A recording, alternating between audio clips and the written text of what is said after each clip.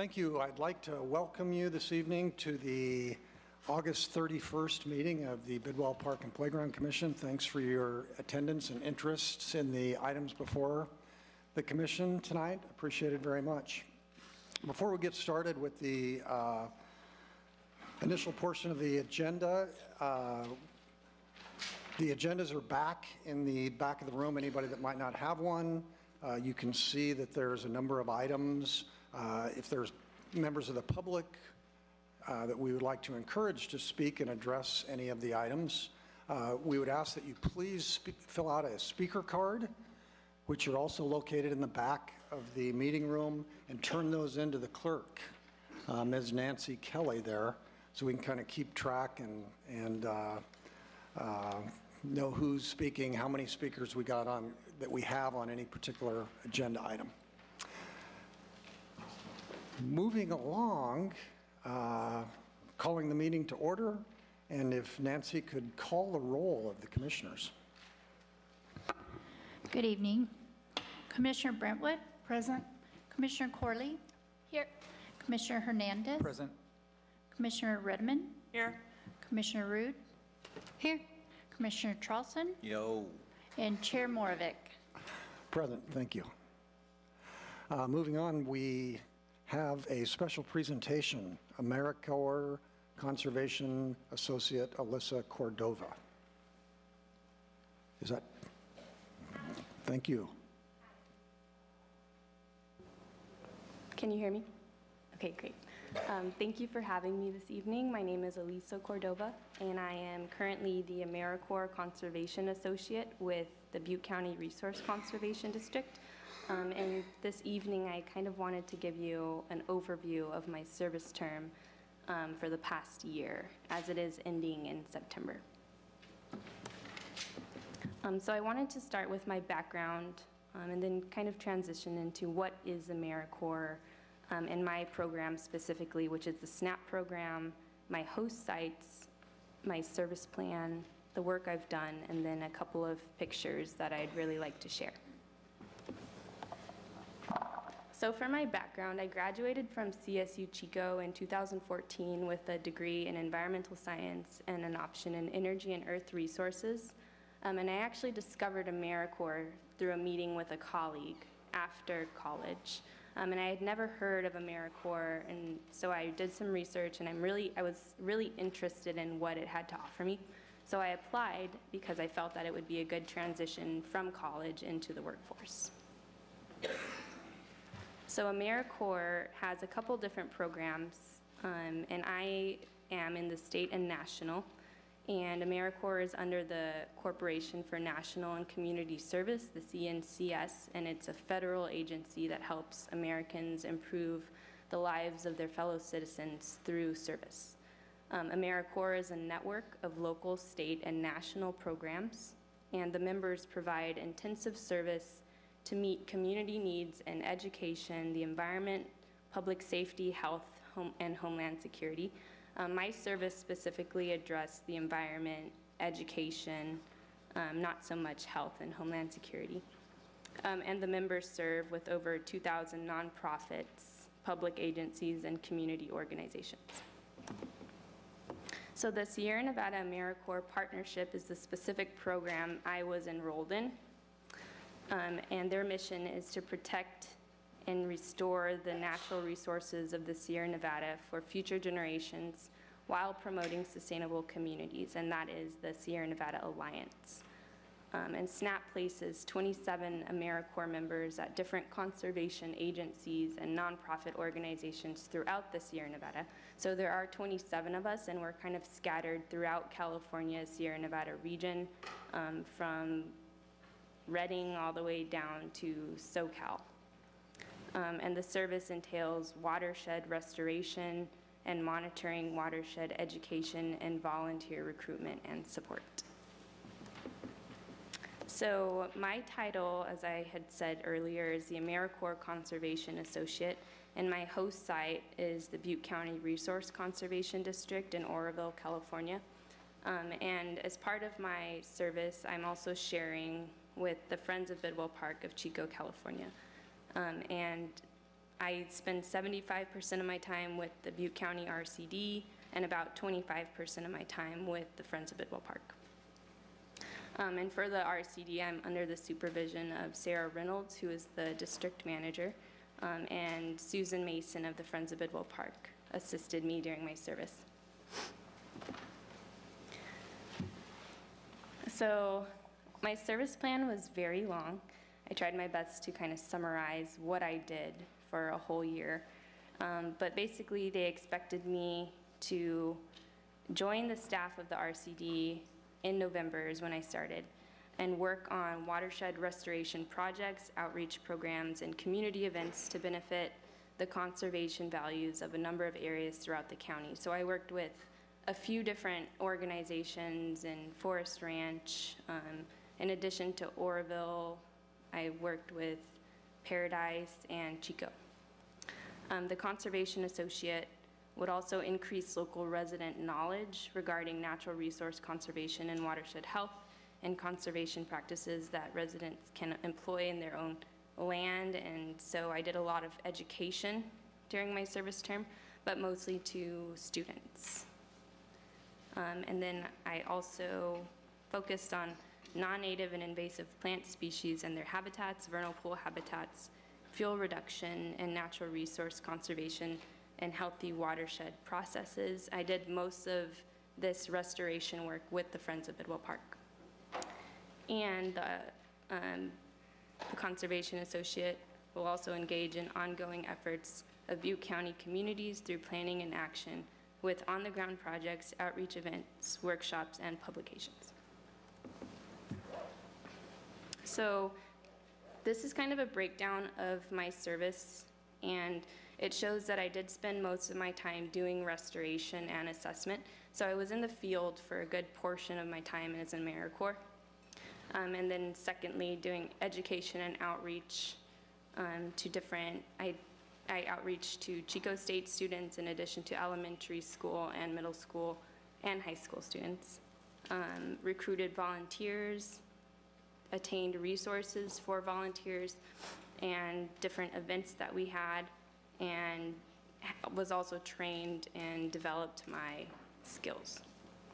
And I served a total of 1,738 hours, and those hours will be completed by the end of September.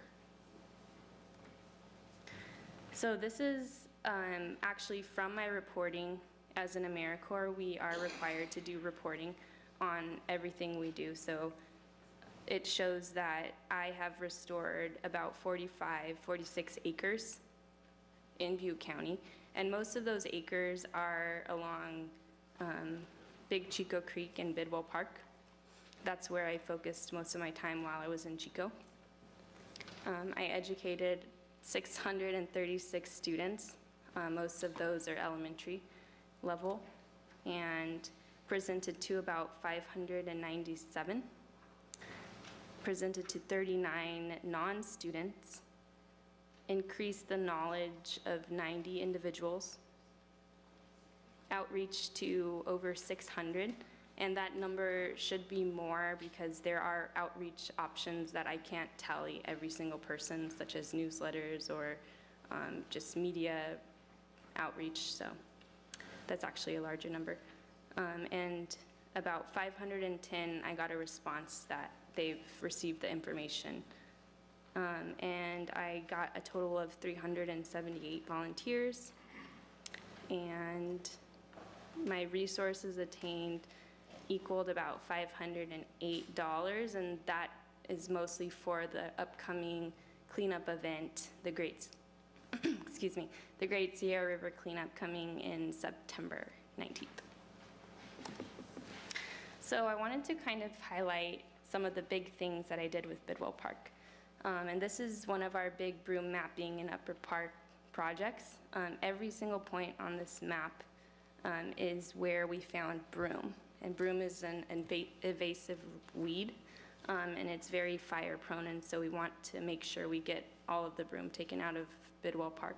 So Susan and I walked Bidwell Park, and we found every single broom in Upper Park. And this map extends further up. but this is a portion.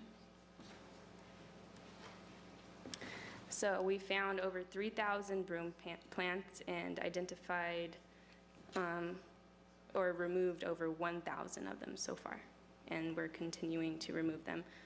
We can only remove them in certain times, specifically winter when the soil's kind of wet, so they're easier to remove. And so I wanted to share kind of some pictures. This is a before and after of a cleanup we did in Lower Park during Dr. Martin Luther King Jr.'s Day. Each national day, like for example, September 11th, Martin Luther King Jr. Day, Cesar Chavez, I'm required as an AmeriCorps to hold an event. And so for Martin Luther King Jr. Day, we did have this really big cleanup where we went through Bidwell Park, Lower Park, and took out some really big homeless encampments.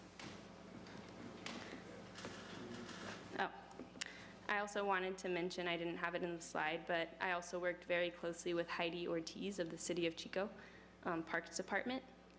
And she acted as a mentor for me for this past year. We did a lot of great work with the Upward Bound students of Chico State. It is a program where high school students come in to kind of get their feet wet in the college life.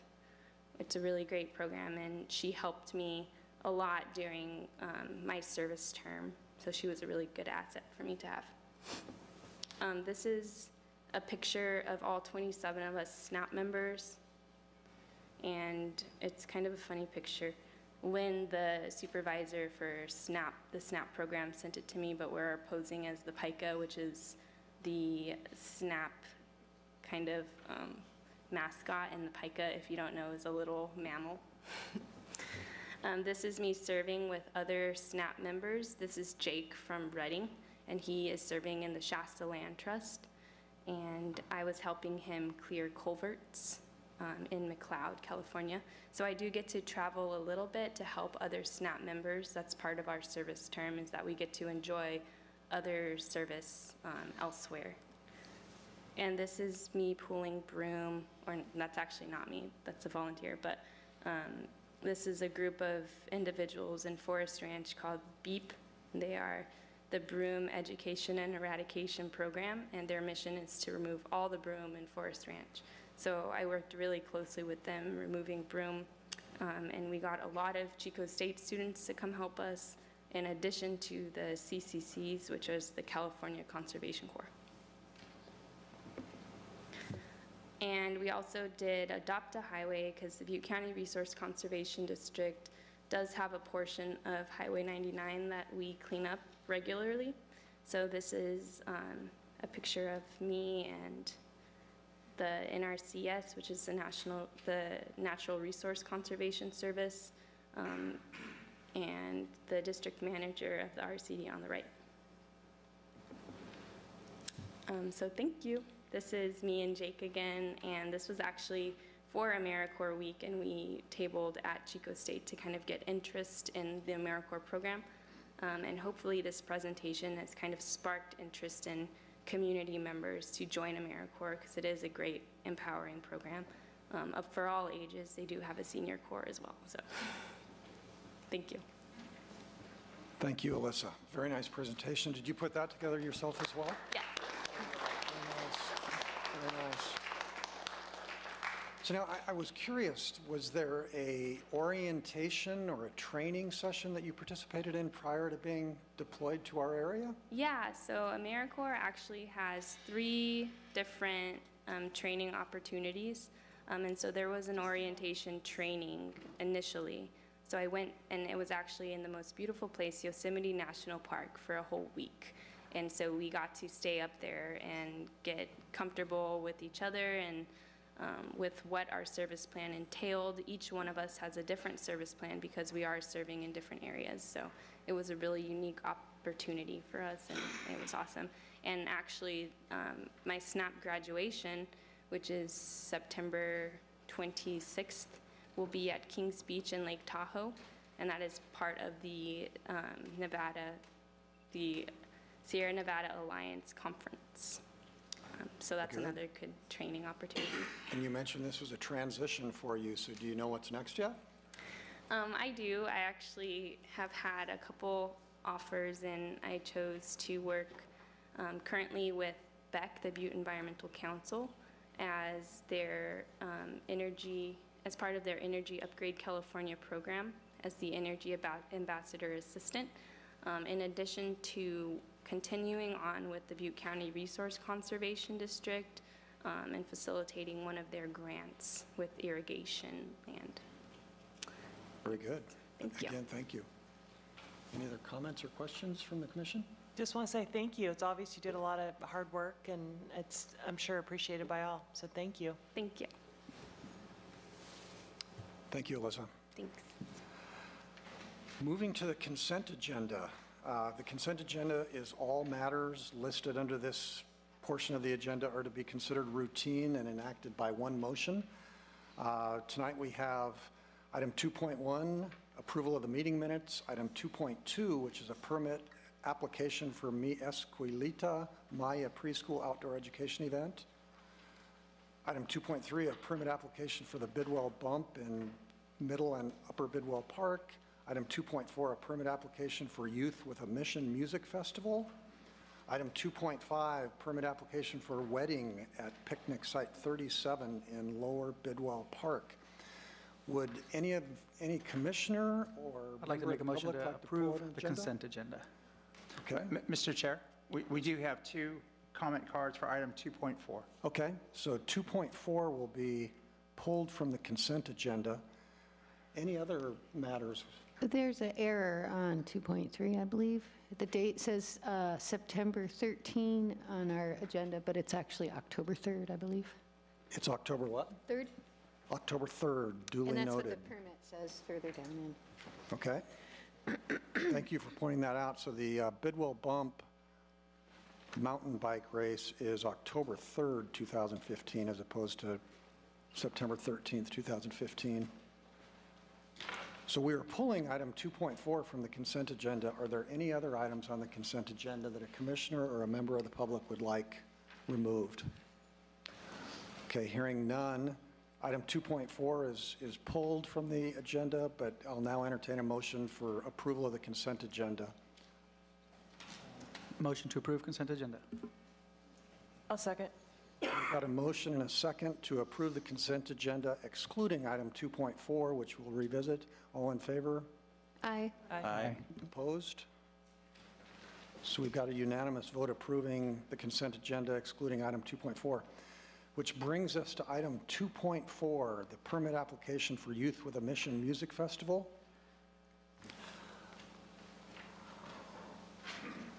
And would we like to go ahead and do a brief staff report? Yeah, we can do staff report on. Okay, thank you. Shane? Well, thank you, Mr. Chair. So Youth with Mission, they want to hold a music festival in April in the City Plaza. It'd be a 2-day festival,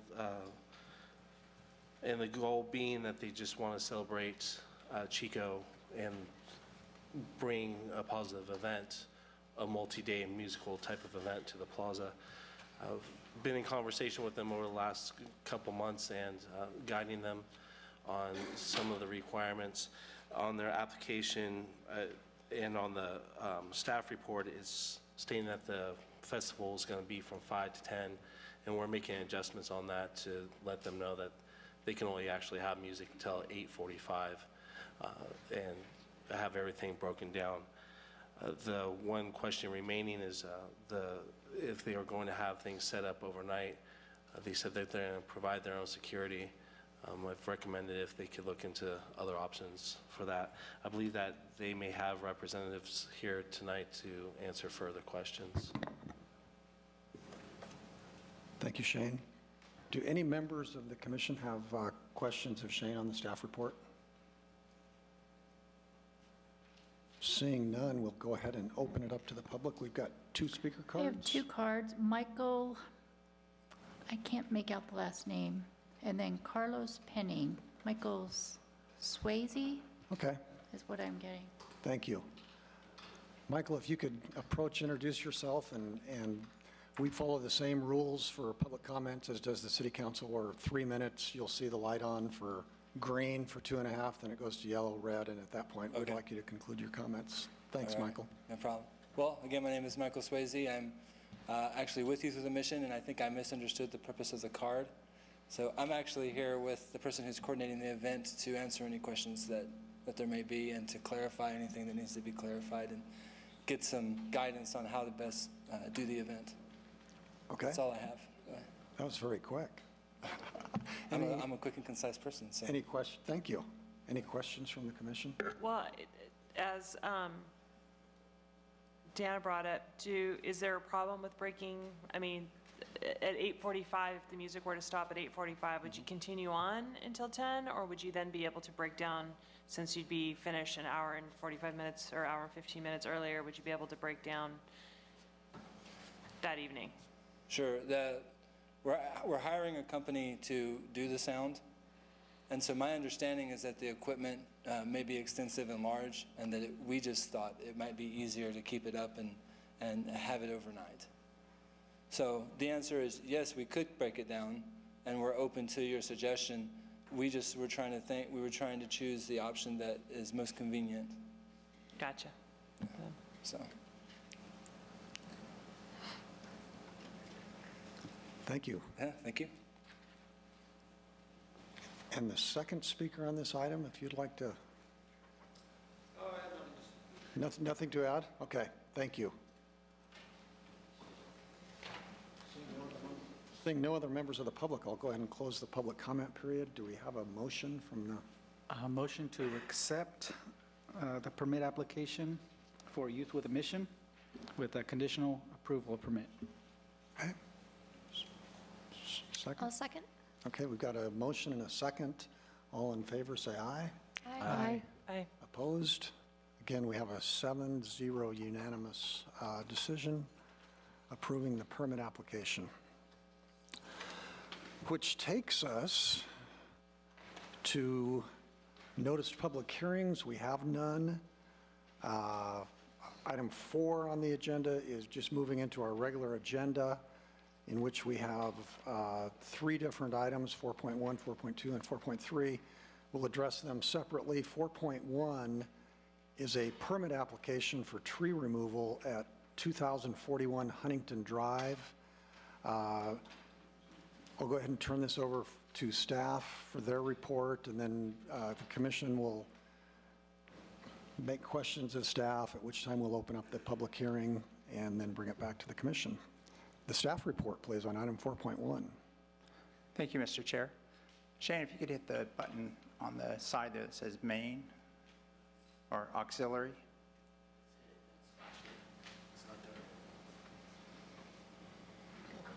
Sure. Okay, there we go, thanks. In your staff report, or in the commission report, is a report on the request for the removal of Bradford pear at, excuse me a second, let me make sure I got the right address here, 2041 Huntington Drive. This is actually on the last month's agenda. We had the incorrect address on there, wanted to make sure it was properly noticed and on the agenda. This went through a process with our staff reviewing the tree. Did not appear dead, dying, or dangerous. The applicant had requested that it be removed because it, let me get to there. Because it had a fire blight at one point and a complaint about roots growing up and underneath the sidewalk. The staff notes that the sidewalk wasn't in a hazardous condition and would recommend that it be monitored and would support removal if its status changed, but would not support removal at this time. If the commission did choose to remove have the tree removed, then we would recommend that a conditional permit be installed that would have a replacement tree installed within a year. Be happy to answer any questions on it. There are some pictures associated with the report in the document.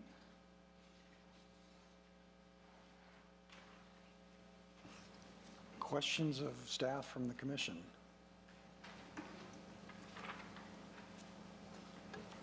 Is there a picture, am I just not, I'm not seeing where it's lifting up on the sidewalk unless I'm not. Yeah, it's very minor.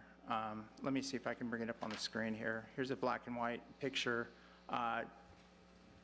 Very small amount out in the field. So, you know, there's other more pressing issues for us in the city as far as the sidewalk conditions go. And the fire blight, the tree does look like it's recovering from it. So it's not the best structure for a tree, but it does look like it is recovering from it. And, you know, just the provisions in our code do allow for removal, convenience to the landowner at their expense. However, it does shift some of the burden, the formative pruning and sort of establishing a tree would be on the city. And so we would opt to have it, you know, in place and supporting goals of our urban forest rather than removed at this time. So I'm having a hard time finding a compelling reason to approve the removal because it doesn't appear, to me at least by the pictures, that the sidewalk, it really is, you know, a hazard. The other one, I mean, that we have to look at, I thought was, but I'm just not, you know, it's recovering from the fire blight, and I just don't see a compelling reason. Yeah, and I'm not sure if the landowner's here tonight. Yes. So landowner might be able to make the case for that. Any other questions of staff from the commission? Okay, and opening up the public hearing, if the landowner or the applicant is present, please step forward. And thank you. Yes, my name is Leo Jones, and we've owned the property for about 4 years, and the roots are growing underneath the sidewalk, and there's one about 4 inches in diameter that's going right into the joint, and the joint is starting to separate, and there's been suckers come up in that joint from the root, and then we've got 1 or 2 suckers that's coming up in our lawn, which I understand that's an encroachment of the tree into our property. And according to what I've read in the regulations, why anytime that happens, why it's subject to removal. And our concern is that, you know, if it just keeps raising up until somebody falls, well, then it's a little bit too late to take it out then. But we propose to take it out, put in a new tree with a well that goes down to water it so the roots will go down instead of in a drought-resistant tree. And we had lawn in there, and due to the fact it's just a narrow strip, that it's difficult to water without getting runoff into the street, which we didn't want to have, and so we got approval to take the lawn out, and now that the tree is there, and we would just like to do it all at the same time and get it done and be done with, and put a tree in there that we don't have to worry about. Thank you.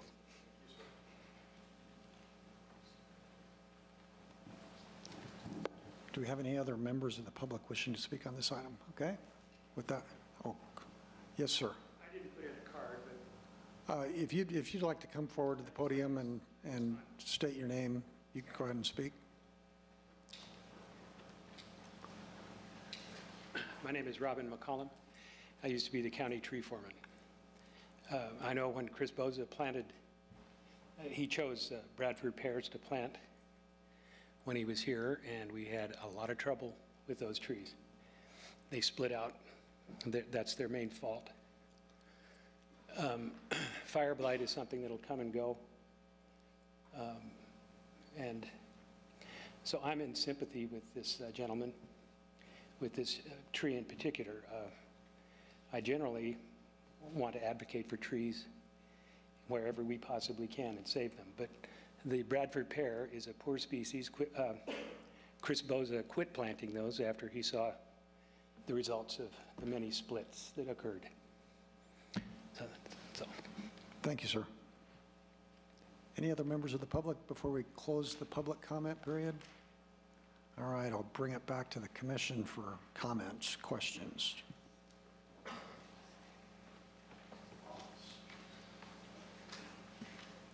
So when the homeowner was speaking earlier, he was talking about how when the suckers come up and encroach upon the grass area, and that is subject for removal, is that subject for removal of the entire tree or of the sucker? No, usually that would be the sucker. And you know, with the sidewalks, there's different treatments. It's certainly, I think the points are correct on the species being susceptible to fire blight and the splitting. When we're looking at from the staff standpoint, our criteria is actually simpler than the commission's. You know, we're looking at dead, dying, or dangerous. What's the current condition of it? Can it be monitored? And so this certainly is up to the commission on this decision here. From a city standpoint, there's at this time not a hazard posed by the raised sidewalk. It would be certainly something we'd want to watch over time, but at this point, it's not exceeding those criteria. And so this isn't one of the trees that's necessarily been planted that we later figured out are kind of too big for their box? Correct. It's not one of those? Okay. Dan, is this one of the trees that's on the approved list that we have? It's not, yeah. Okay, good. It's on our, excuse me, let me make that more clear. It's on our approved street tree list. It's fallen out of favor, as the speaker pointed out, but it's not on our undesirable tree list.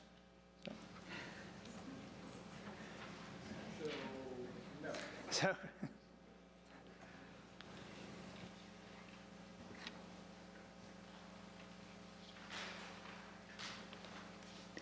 So, Dan, I have a quick question. It says in the recommendation that if we were to grant this, that we should recommend replanting with one tree planted within a year. Is there any assessment of the tree's diameter and size and all that? How do we know one tree is the best thing? yeah, you know, that's tied in with the ability to replant on that particular parcel. So that we looked at the site with Dave Betancourt, and you know, on the site pretty small, relatively small to put in more than one tree at that location. Also, do you have any information about how many other trees of that variety are on that street or in that neighborhood?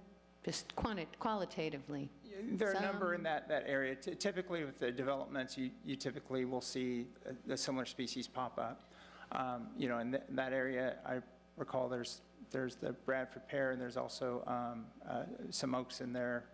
But I don't have the breakdown on it. We do have the breakdowns for the whole city on those numbers, but I don't have that with me tonight. So when it comes to if it is removed and replaced, you said that it will cause kind of a little bit of trouble for the city, and that for the new tree, there'll be a burden on the city for trimming it and, you know, ensuring its growth. What is kind of the flip side of that with if this tree stays in place and continues to damage the sidewalk? Is the sidewalk the homeowner's expense, or is that also something the city would fix? Yeah, it's a shared responsibility. Typically, the city has paid for repairs to that. Our code does state that it is a responsibility of the landowner, but it's been city practice to fix those areas. I think for the most part, and Eric may have some more to add to that. Yeah, correct. It's codified. It's the homeowner's responsibility, but it's typically due to a city-owned tree. Therefore, we bear the responsibility to repair and maintain. So when we're looking at the cost of repairing the sidewalk, should it continue to be damaged by this tree root versus trimming a new tree? Do we have any kind of cost and benefit? Yeah, we could certainly analyze that. It would be, you know, just relatively speaking, it'd be much more cost-effective for us to trim a new tree versus perform major sidewalk repair. You're talking excavation, grinding, removing concrete, that sort of thing. So it gets very costly very fast. Okay, thank you. kind of along those lines too. I mean, I'm struggling with this because I'm sympathetic to the homeowner. I've had one of these trees myself, and I know the problems that they can have. But by the same token, I guess we do need to look to the future. It's not causing a lot of damage now, but is it going to cost more then? On the other hand, you know, a year, is there a reason why it's a year? Is it just to give the homeowner time? I mean, can we shorten that? Can we make, is there some sort of happy compromise where they have to take the responsibility for watering and, you know, taking care of the tree in the formative years? So a year is actually was selected because our code allows if a application comes before the commission, it can't be brought up again until a year has passed. A year seemed like a reasonable time to have some, you know, monitoring and just see what direction, how quickly is it going that way. Assess the you know, return of the fire blight, or how is the overall vigor of the tree at that point. So it seemed like a reasonable time to have a little bit of a track record, but yet allow the landowner to return if they feel compelled to. I think the other thing that we need to consider, besides just the dollars and cents, is the impact on our urban canopy overall. How old do we think this tree is? You know, I want to say I think it's 14 years. Do you have, I'm sorry? 10. 10 years. So if we take this tree out, then we're 10 years behind on that tree. And more concerning to me is if we make a precedent that this tree is to be taken out with no actual reason per the city code, then every other person that has one of these trees can come, and then are we bound to say yes to all of them because we said yes to this one? So those are my thoughts.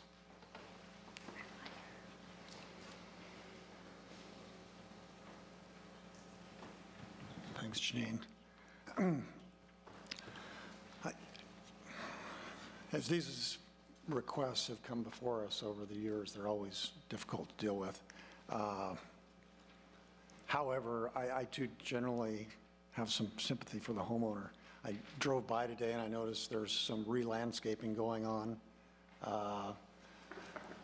So the homeowner is making an effort to improve the appearance and making their yard more drought tolerant, installing some new vegetation. And I agree, there isn't, in my mind, there wasn't any lifting of the sidewalk at this point in time. And I certainly can't pretend to be an expert that there's going to be lifting of the sidewalk. I will say that the tree is not a good-looking tree. I mean, if all trees are pretty, there's some that are prettier than others, and this one is not in that category. You know, about 6 or 7 feet up, it splits into 3 tops, and I guess from my perspective, it's just, from the homeowner, I would want to try to do a more attractive tree in my front yard, so I would be supportive of the application. And I guess, finally, both this and the next item on the agenda, we phrase that they're appeals, when in actuality, I always kind of struggle with that, because staff can only approve removal of the tree if it's dead, dying, or dangerous, one of those 3. So if it doesn't fall in any of those categories, it's got to come to the commission. So it's not really a denial, it's just that the staff doesn't have the authority to take action on that matter, and it comes to the commission. So with all those things in mind, I would support the applicant in this matter and remove the tree and plant a new one and get a new start. Are there any appropriate trees that are faster growing in a good way? I mean, some trees, they grow fast that aren't such great trees, but... Right. The fast-growing trees tend to be the most problematic for us.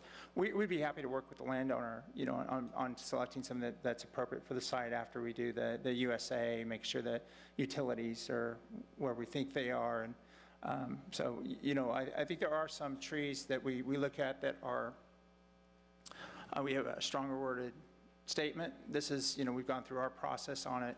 It is, the commission does have the prerogative to go through these discretionary trees, and, you know, if the landowner can make a case, you know, that's why we have the condition in there and the replacement. So it certainly is the commission's prerogative on whether to have the tree, allow for the removal or not. But we'll certainly work with the landowner on selecting an appropriate tree if that's the direction of the commission. Mr. Jones, had you already thought about the type of tree had you already thought about the type of tree, or when you're planning on, if this was granted, when you would replant? I'm sorry, I have a little bit of a hearing problem. Had you already thought about the type of tree that you would plant there, what you would like to see, and/or when you were planning on planting it? Well, I contacted the North Valley Tree Service, and they're the ones that recommended that it be removed. And then also Blue Oak Landscape Company recommended that it be removed. And so if we got an approval, why we would do it just as soon as they could take it out and put the new tree in just as soon afterwards as they could, and put a tree in that was, well, this is an ugly tree, to be honest with you, and put in a tree that is a nice looking tree and drought resistant, and then, as I say, put a monitoring well, because most of the roots go right out on top of the ground, and there's no way to conceal them. When there was grass, the landscape, or the lawn maintenance guy kept complaining because his mower would hit the roots, and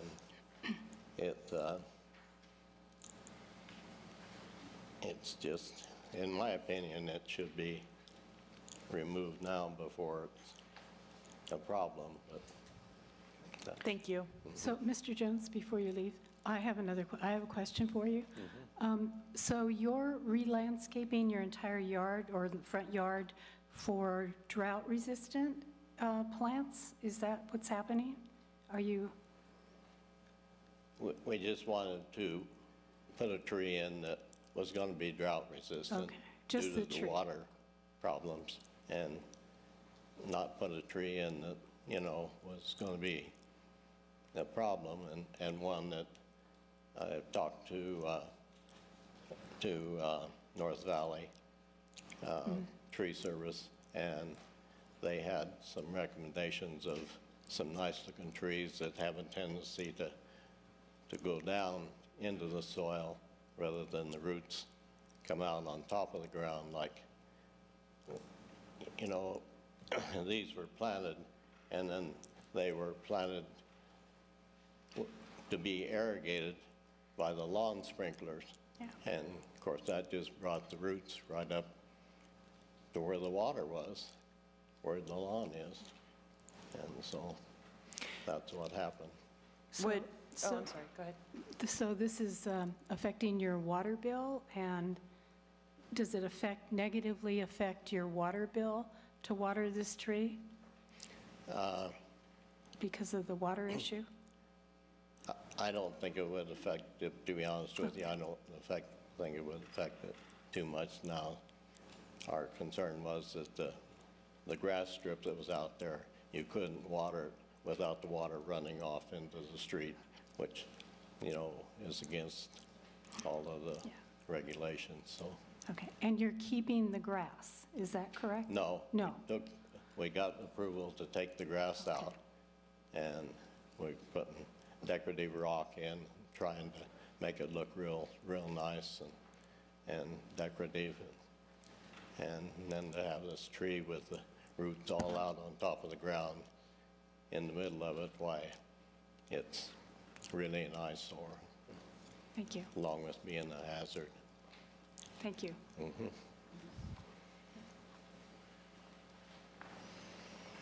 Any other comments by commissioners? I will entertain a motion. I make a motion to deny the tree removal permit at 2041 Huntington Drive. So your motion is to deny basically the appeal of the applicant. Okay, do we have a second?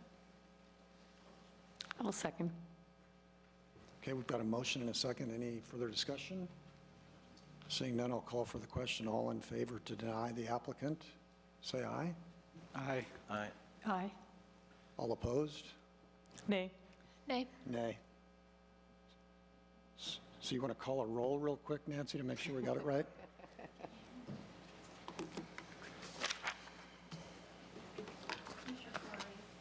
No. Commissioner Hernandez, Yes. Commissioner Redeman, No. Commissioner Rude, Yes. Commissioner Charleston, Yes. and Chair Morvick. No. What about me? Hello? Oh, sorry about that. Commissioner Brentwood. Missing a meeting last week. Am I voting yes or no? Yes. Yes, okay. That is 4-3. So the To deny. applicant has denied the appeal 4-3. Moving on to item 4.2 on the agenda, permit application for tree removal at 344 Crater Lake Drive. I'll turn it over to staff for the report. So this is a Shumart Oaks at 344 Crater Lake Drive. The applicant has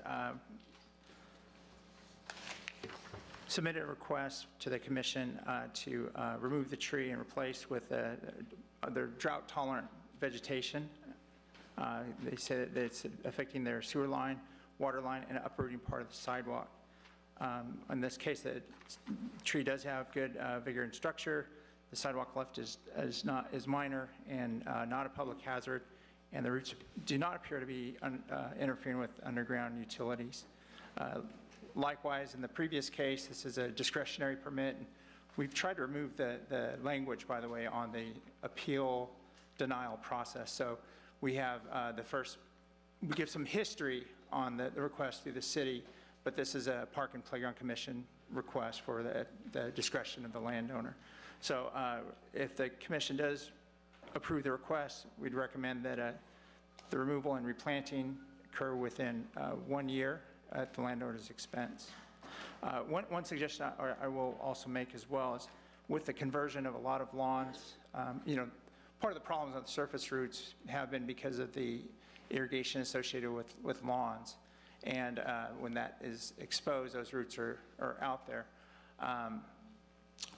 Those areas could be somewhat mitigated on the trip hazard by placement of chips around there. So wood chips in there may fill in some of the voids to help minimize that sort of root surface on there. But those surface roots will stay on there, for the foreseeable future. I'd be happy to answer any questions on this, and we do have a series of photos as well in the packet.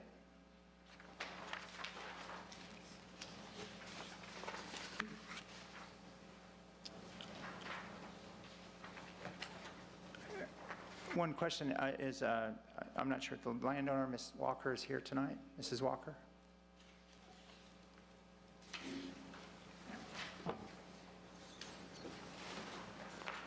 Does that conclude your staff report? That concludes my staff report. Okay. Thank you. Thank you. Any questions of the commission of Dan on the staff report? I have a question.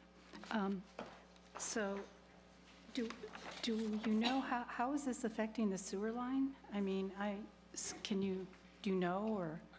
I don't know. I know that there's a count in here that apparently there was some damage done recently in the letter.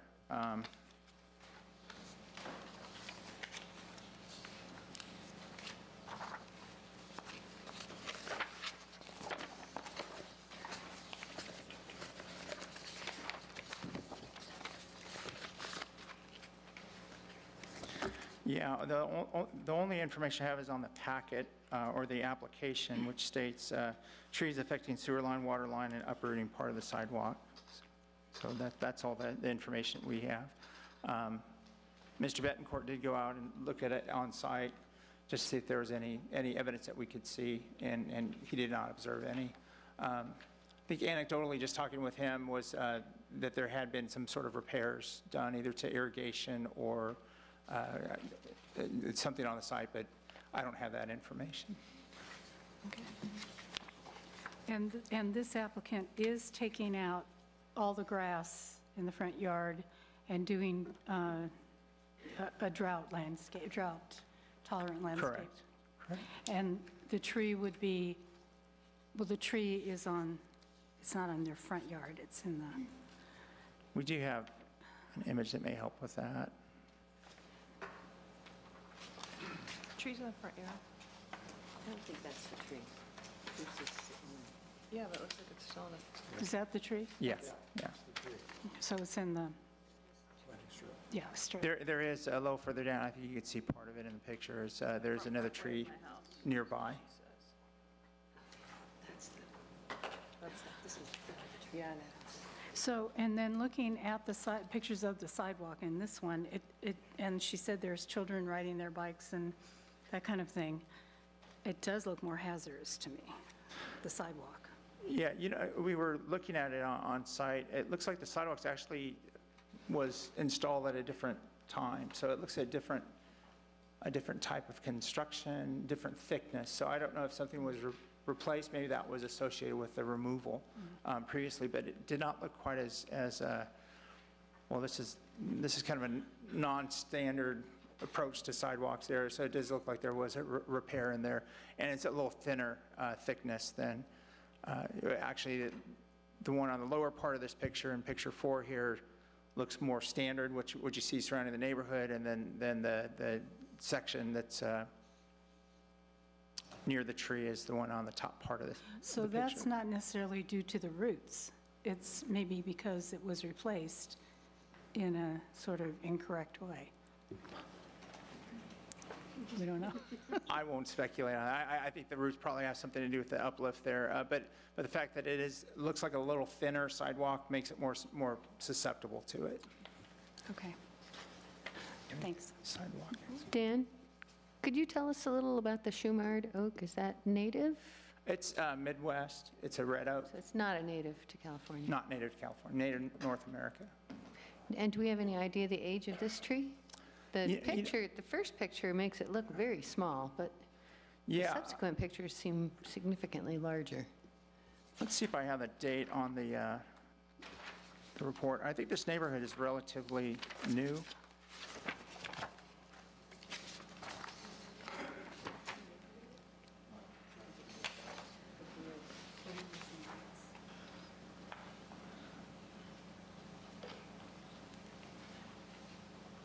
Yeah, I don't have it on the, I was hoping that the tree report would have the date of planting on here, but it's probably on the order of, 12 years. That's a, do you have, I know the name. you know the neighborhood? I was going to say 12 years, and Nancy says she knows the neighborhood, and it's about 12 years.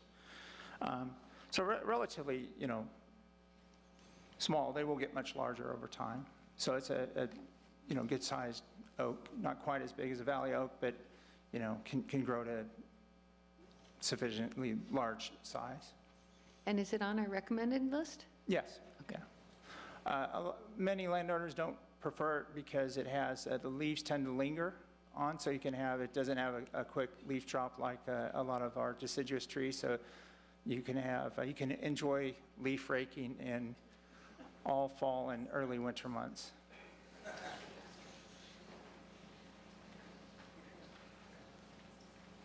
Any other questions of Diane? Yourself? Is the size of it is okay for its? For that planter spot, it appears okay. So, here's a question. Is it possible to repair the sidewalk without taking out the tree? Sure, that happens pretty frequently. Actually, I think that's most of our efforts throughout Chico are either putting, if it starts raising up, and it could be, the commission has certainly seen areas where we've had sidewalks upwards of 6 inches raised up, but those can either be some asphalt patch to help create a little bit of a ramp. They can be excavated and removed down. We had recently a sidewalk near an old black walnut in the avenues across from Enloe. Sidewalk was rerouted where it gave a little berth around the tree. Actually, the curb was too. And then the sidewalk was excavated. The arborist was on site, make sure it wasn't encountering any roots, and they replaced the sidewalk with brand new material. So that is done. There's considerable expense with it. We like that right tree, right place philosophy. In some cases, the right tree could be there, but practices such as watering for lawns and encouraging surface roots kind of changes the trajectory of the tree. Well, I guess my question is that if the sidewalk is damaged, odds are we're going to have to replace it anyway, right? I mean, if it's a hazard. So is there a way to save the tree and fix the sidewalk that might, I recognize looking at some of these pictures for the homeowner that there are some roots in the center of their lawn, but perhaps that's the compromise, that if the biggest concern is the sidewalk that's damaged. Well, and this may be something for Eric to comment on, but that sidewalk, the city has so many issues. This particular one would be pretty minor for us. Yeah, and would not be on a priority list. It would not. We have so many other spots in town with much worse sidewalk conditions that we would pay attention and prioritize those way before this one would be prioritized. I was going to say, could it at least be on a list? Yeah, absolutely. I'm going to have to see it in person. It looks like maybe under an inch of lift. It appears to be, maybe they had a sewer lateral problem before, and this section of the sidewalk was removed when they had to excavate their sewer lateral. I'm not sure. I don't know why that little section would be replaced. Doesn't appear to be any other damage near the area. So, yeah, but on our list of repairs, this would be a very low priority. Thank you. Thank you. In actuality, they're not really asking to fix the sidewalk at all, right? They're asking to take the tree out. The sidewalk would stay the way it is until the city wanted to do something about it, I presume. Correct. Dan, do we know how the tree is going to be watered, since I think she's going to replace her grass with rock? Yeah, we don't, the city does have guidelines that we provided for these park strip conversions, and, there are provisions in there for, irrigating trees. Landowners can take a variety of different options to that. That's not subject to, kind of our approval, as long as they meet those guidelines. There's a mechanism for watering. Certainly a lot of trees in town are hand watered for some folks. So, a drip would be preferable. A good drip system would be preferable. Is it the responsibility of the homeowner to water the tree that's in front of the house? Right, correct. And if they don't? There's actually, we can impose a fine to remove the dead tree, assess the replanting, and subsequent care to the landowner. So it actually could become a lien if it went that way.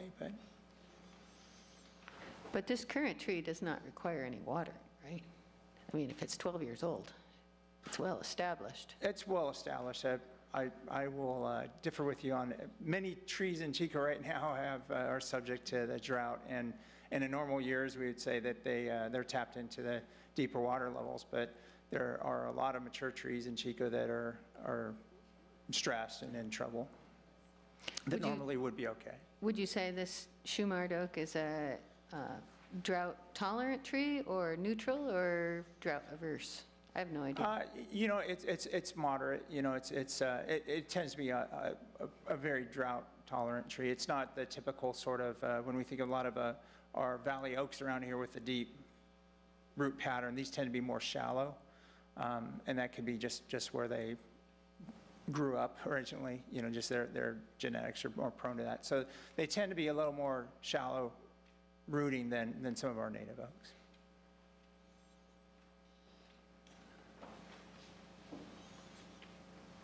Seeing no other questions from the commission, I'll open up the public comment period. Is the applicant present?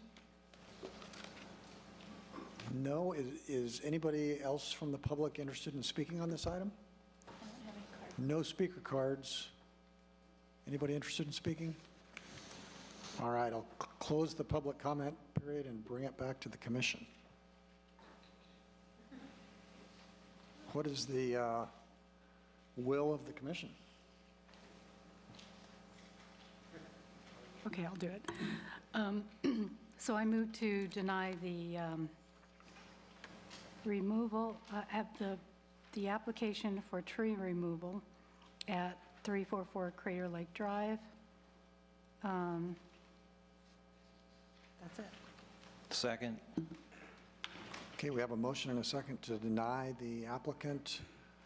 Any comments before we, Marissa? I guess my only comment would be that I really wish that the homeowner was here to kind of go over what her impression of how it affected the sewer and water line, if there was actually any repairs done on the property. Because, I mean, from our view, we have obviously the city's view that they couldn't find anything there, so. Thank you. Call for the question. All in favor? Aye. Aye. Aye. Opposed? So 7-0 is the tally to deny the applicant. Moving on to 4.3, a public forum for Pacific Gas and Electric project to remove trees along a gas pipeline in South Chico. This is an informational item. And just a couple comments before I turn it over, excuse me, before I turn this over to staff to briefly introduce the item. This is an unusual situation for this commission. Since I've been on the commission, we've never had what amounts to just a public forum, and that the commission is not here tonight to make a decision on anything. It's just providing a forum to the public to hear the presentation by PG&E, to ask questions, et cetera, et cetera. So in that vein will be, first phase of the forum will be an introduction from staff. We will then have a PG&E presentation. PG&E will then be present to entertain questions from the commission. We will then open up the public comment period, and the public will have an opportunity to ask questions of the project, get clarification on the project, et cetera, et cetera. So if you haven't gotten a speaker card from the back and you wish to speak on the item, it would be appreciated if you did that and turn it into the clerk. After the public has made their comments, the staff and the commission will be encapsulating some of those comments and some of those questions from the public. We'll bring PG&E back up. The commission will pose those questions directly to PG&E, get their responses, and then after PG&E responds, there will be another opportunity for the public to comment. But we would ask at that point that you limit your comments specifically to the new information that might have been provided by PG&E. So I know that was a lengthy dialogue there, but we had to come up with some type of system or format to do this. So that's the one that seems to be most workable, and we'll proceed in that manner. So with that, I'll turn it over to staff for the introduction. Thank you, Mr. Chair. So tonight, it is kind of an unusual item for us, because this is just simply providing a forum for to get information from PG&E, but also to have the public weigh in on comments and hopefully provide some good ask questions and offer some solutions on this particular issue. Early in 2015, PG&E approached the city about some tree work that was going to be conducted in South Chico along their gas line there, and it would have some removal of trees along that pathway along their easement. The distribution line was made in the 50s, and PG&E secured a easement on the Comanche Creek, what we now know as Comanche Creek property, but was known as the Thomason property back then. The easement is tied with the property, so when the land was sold to the city of Chico, the easement went with it, and it allows the maintenance of a 20-foot in each direction for maintenance along the gas line.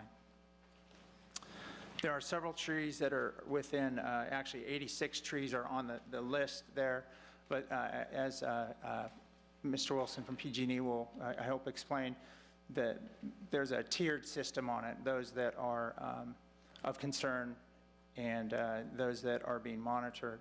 And so the city has looked at not only the easement, but other mechanisms on if there would be a permit required, and review with the city attorney on the easement and the other parts of the municipal code. Looks like a permit is not required. However, this does provide an opportunity for the city to and citizens to weigh in and provide some input on a project. We did get an opportunity to tour the property with citizens from Beck and the neighborhood, Southwest neighborhood, and PG&E showed us the property, showed us the easement, the trees that would be removed, and there was quite a bit of give and take and some suggestions we made on trees that may have been on the margin. They seemed very receptive to looking at those and evaluating them with a little more refined criteria. You know, out of that, PG&E did indicate some willingness to provide measures that could help remedy the loss of those trees. Some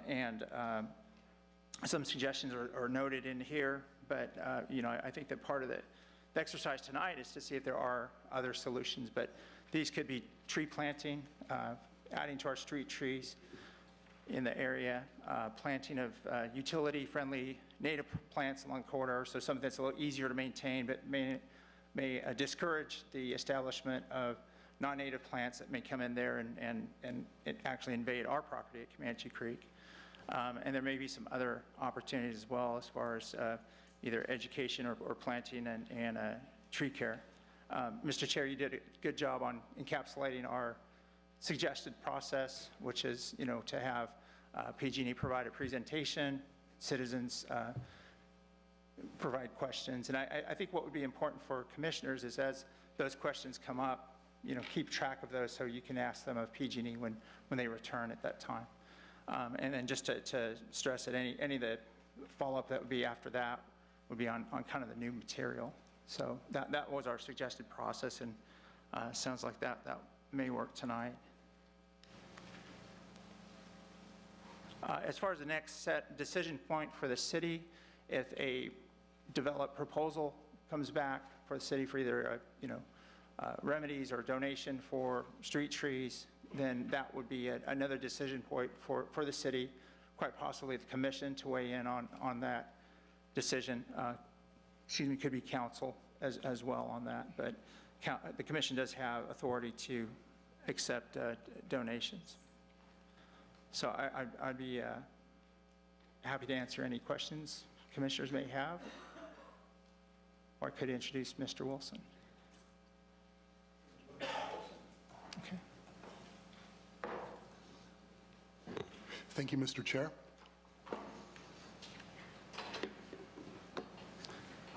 Okay, Shane, what button do I hit again? Main button.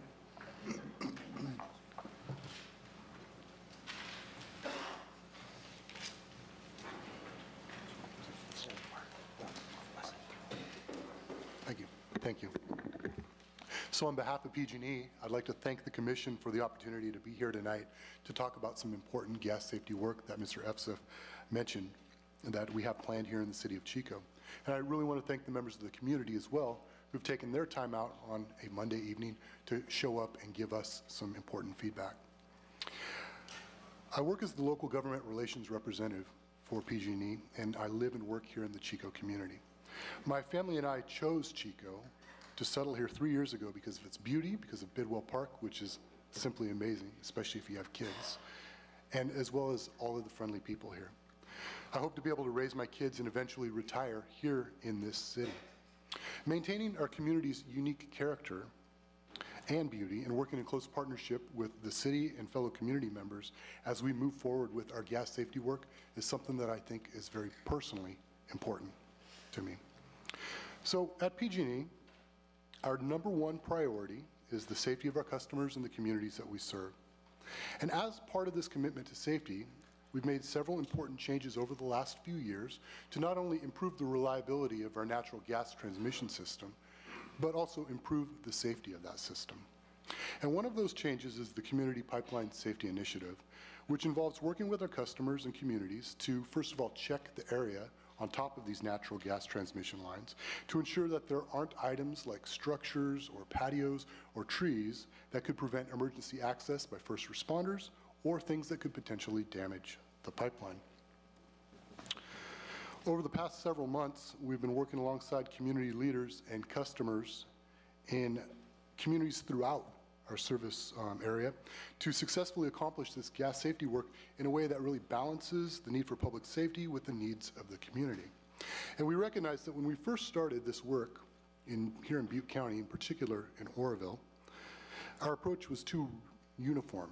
It was too rigid, and it did not appropriately balance or meet that balance of maintaining the beauty and character of our communities with maintaining public safety.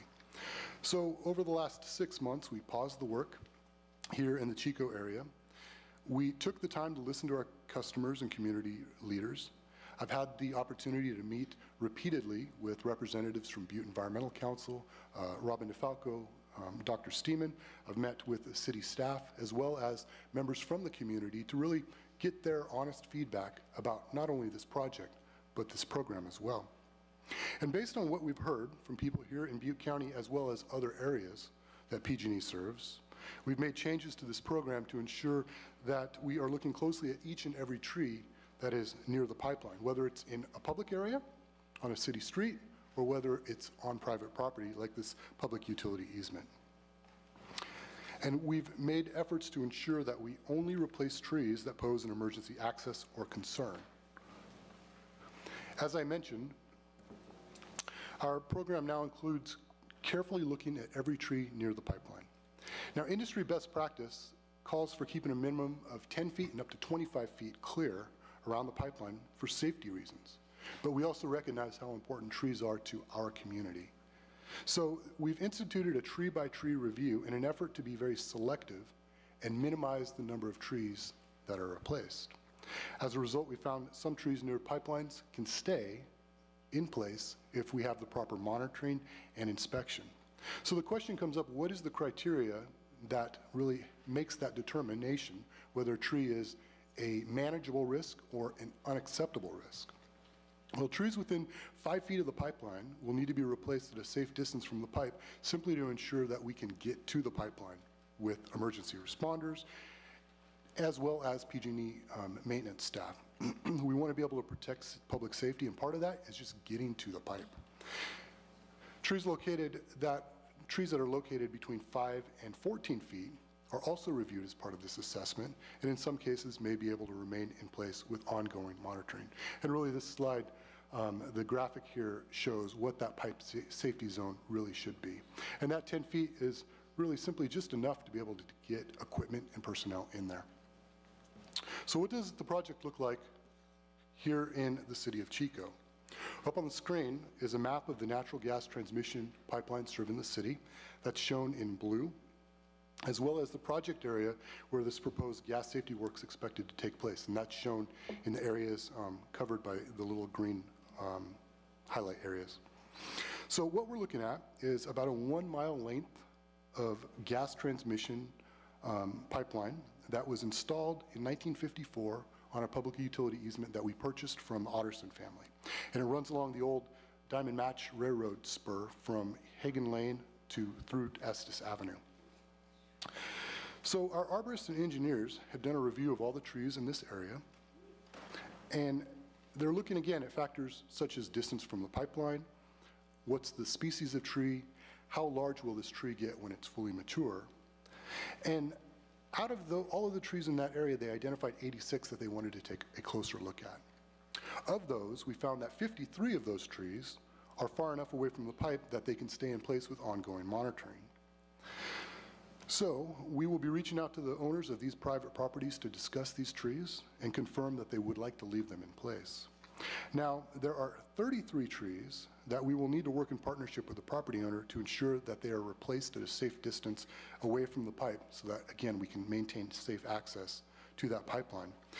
Now, those trees are for the most part a mix of pine, oak, privet, juniper, and elderberry. And there was a tree list attached to the meeting materials in with the Commission's agenda report. that shows what the size and species of all of those 33 unacceptable risk trees are. So I want to really highlight that every effort has been made through a tree-by-tree review to limit the replacement of large trees. So how does the process work? How do we work together with our property owners to really complete this safety work? Well, property owners with trees on their property that need to be reviewed as part of this program will first of all receive a letter from PG&E, followed by a phone call to set up a time to meet. During this meeting, we'll share what we know about the safety risks, we'll gather information from the property owner, and we'll develop a joint plan moving forward. And again, it's important to us that our customers understand and support this work. So this is going to be an ongoing dialogue with each of these private property owners. When it comes to tree replacement or restoration, we recognize that every customer and every yard is different. So we're going to work with the property owner on a tree replacement plan that's customized for their property. For any tree that needs to be replaced for safety reasons, we'll offer our customers not just one, but 2 new trees to be planted in an area that is not in conflict with the pipeline. In order to ensure that this safety work results in a net increase of trees in the Chico community, and we've heard loud and clear that there are concerns on the part of not only the Commission, but also the Environmental Council and other community members that Chico is losing its urban canopy. PG&E is prepared to offer a minimum of 33 additional replacement trees to the city, as well as the funding to support the tree planting and preservation of those trees until they're established. The city can choose to plant those trees at any location that they desire, whether it's a vacant street tree location or in a park or somewhere else.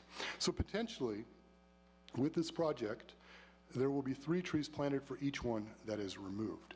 And I want to highlight that even though PG&E is exempt under the utility exemption in the Chico tree code, the mitigation that we are proposing, because we recognize what trees mean to the community, far exceeds what would normally be required. So following this tree replacement work, we will restore any area that is disturbed by the work. There's a variety of plants, including ultra drought tolerant options that are appropriate to plant on top of a pipeline that don't limit access. And then lastly, although it's not directly related to this project, I do want to let the Commission know that I was contacted by our Environmental Services Group about 2 weeks ago. And they said, Joe, we've got 50 people that want to have a volunteer event in Chico. They're going to be having a meeting here in October. So they asked for some volunteer opportunities, and I'm going to be working with Dan as well as Susan Mason to bring those 50 people to the Comanche Creek Greenway, and we can actually have a fairly large volunteer event to help clean that area up, maybe remove some of the ailanthus, and then plant some additional trees. So going forward, we're absolutely committed to providing ongoing information to our customers and community leaders to build greater awareness about safe uses around critical infrastructure, as well as our shared responsibility to keep pipelines areas safe and clear. In the last few months, we've partnered with the City of Chico to produce the Chico Tree Guide that highlights the appropriate species and locations for tree planting. So I'd be happy to provide this to anybody in the audience or the commissioners if you'd like it. And really what this publication focuses on, Dan had mentioned earlier, it's the right tree in the right place. And we're committed to working with the Commission and the city to getting this message out. So again, I'd like to thank the Commission for inviting me to talk a little bit about this program, about the scope of work planned here in Chico. And I'm happy to take questions from the Commission and also receive feedback from the members in the audience. Thank you for the presentation. I'll hop in with a question here right away. So how many property owners own the ground underlying your easement during the length of pipeline that you proposed during the work? There's roughly about 10, and one of them is the railroad, and they own quite a large piece of that. I'm sorry, one of them is what? The railroad. Okay. So the railroad is the major, and then there's 9 others, essentially? Yeah, roughly. PG&E is another large landowner on that alignment as well. Okay. So the other 9 property owners are residences? Businesses, residents. Okay. Yeah. It's largely a commercial area in that part of town. or industrial, I guess I should say. Okay, thank you.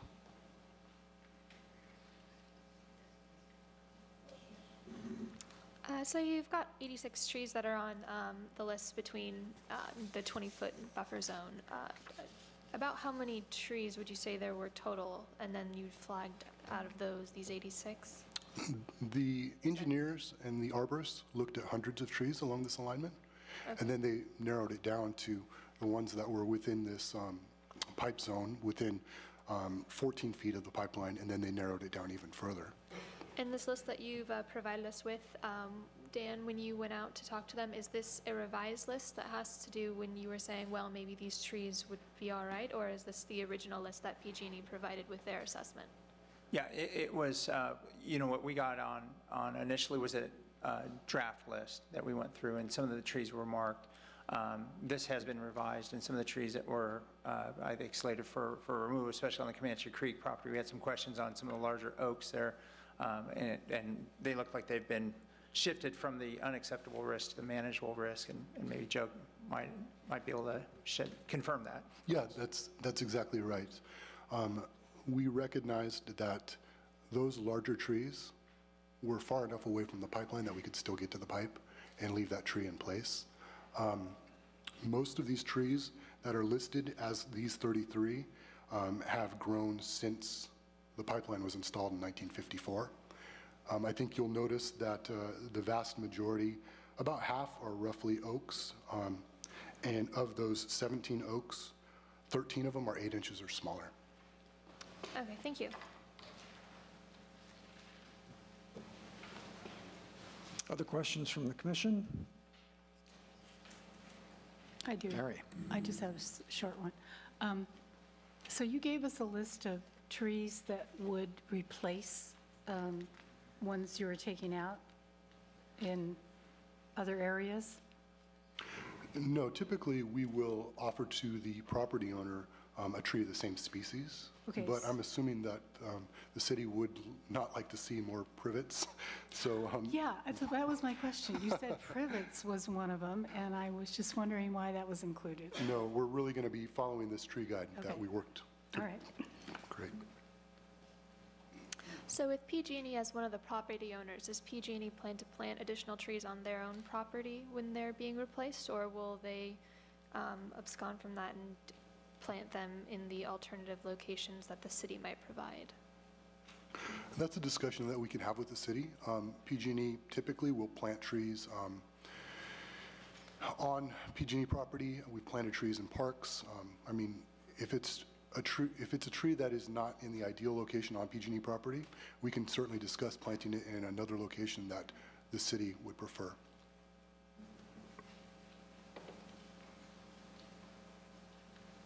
So Dan, do we consider, so PG&E is willing to replant trees in other areas if necessary. So are we considering that mitigation for the trees that are being taken out? You know, mitigation is typically a legal requirement on that. What we have here is that there's no authority for the city. You know, we don't have a permit requirement on this. It's they could proceed with the project without these measures. And so we're interpreting this conversation we're having as a offer of good faith to make it right for the informal mitigation. Maybe remedies might be a better term or some other analogy, but you know, to make up for those lost trees. Okay, so it's more within the city of Chico. More voluntary. Yes, absolutely. Okay. So you mentioned the 2-for-1 tree replacement to be discussed, negotiated, and agreed upon with each of the 10 property owners. That includes the railroad? Yes. Okay. So the railroad will actually have input as to what tree, who acts on behalf of the railroad? I mean, it's been an abandoned railroad line for a while. We'll be working with the property representatives for the railroad, and if they choose not to replace trees in that location, we will ask if they would like to have those trees planted in another location that the city might prefer. Okay. Any other questions from the commission? Seeing none, we will open the public hearing. How many, not a public hearing, public comment? We have 11. We have 11? Outstanding. So we will open the public comment period, and as I had mentioned earlier in the meeting, we follow the same requirements as the city council. Each speaker is limited to 3 minutes. The light is on green for about 2.5 minutes, then it goes to yellow, and then we ask when it turns red that you conclude your comments. So that being said, opening up the public comment period, we have... Okay, we have Robin DeFalco and William Bynum are the first two up. Thank you. I'm Robin DeFalco, representing the Butte Environmental Council. And I want to say thank you for holding this hearing, and literally for hearing from the concerned citizens of Chico. I've been hearing from these citizens for the past 6 or 8 months that we've learned about this project, and I know the city manager and the city council have been hearing from a lot of folks as well. I've also been meeting with city staff and, as Joe mentioned, with PG&E representatives, and I believe our conversations have been productive in terms of the potential for reducing the total number of trees cut and agreeing to present a replacement plan to remedy the impact that tree removals would have from this project. So once the commission has heard from the community, I ask that you show leadership on this issue, and that you, as representatives from the city, work on an agreement with PG&E that seeks to cut the fewest number of trees necessary by a justifiable criteria, and to, if not mitigate, to remedy the impact that those removals have. Joe has referenced the tree-by-tree assessment for why each tree is proposed to be removed, and I think the city should, it's good to see the list is smaller, but to say tree by tree, tell us exactly why. Is it because of species or depth of pipe or tree age? Show us the exact criteria for each tree that's proposed to be removed, and then have a tree replacement plan that, to the best of our ability, remedies what is lost. You can never truly mitigate or replace for the mature trees that are proposed to be removed, but you can do the next best thing, and PG&E has shown a willingness to do the next best thing. I would also note that while the easement seems to grant all the authority to do this, and the city is saying they don't have the authority, I say that you do have the leadership to come to an agreement that is right for this community. So we've seen Oroville and other communities have too many trees removed, and the cities were told they were powerless to do anything about it. That's not the case this time. We can work together, and we can come up with a plan that fits our community's needs. PG&E's expressed a willingness. The city needs to step forward and come to a good agreement. Be responsive to community concerns. Show leadership in this case, and make sure that every tree removed can be justified by a criteria that shows it really poses a safety threat, and have a replacement plan in place when next, I hope we have another hearing, another opportunity for citizens to see what is proposed, and for the city to agree on what is being proposed with specifics. Thank you. Thank you.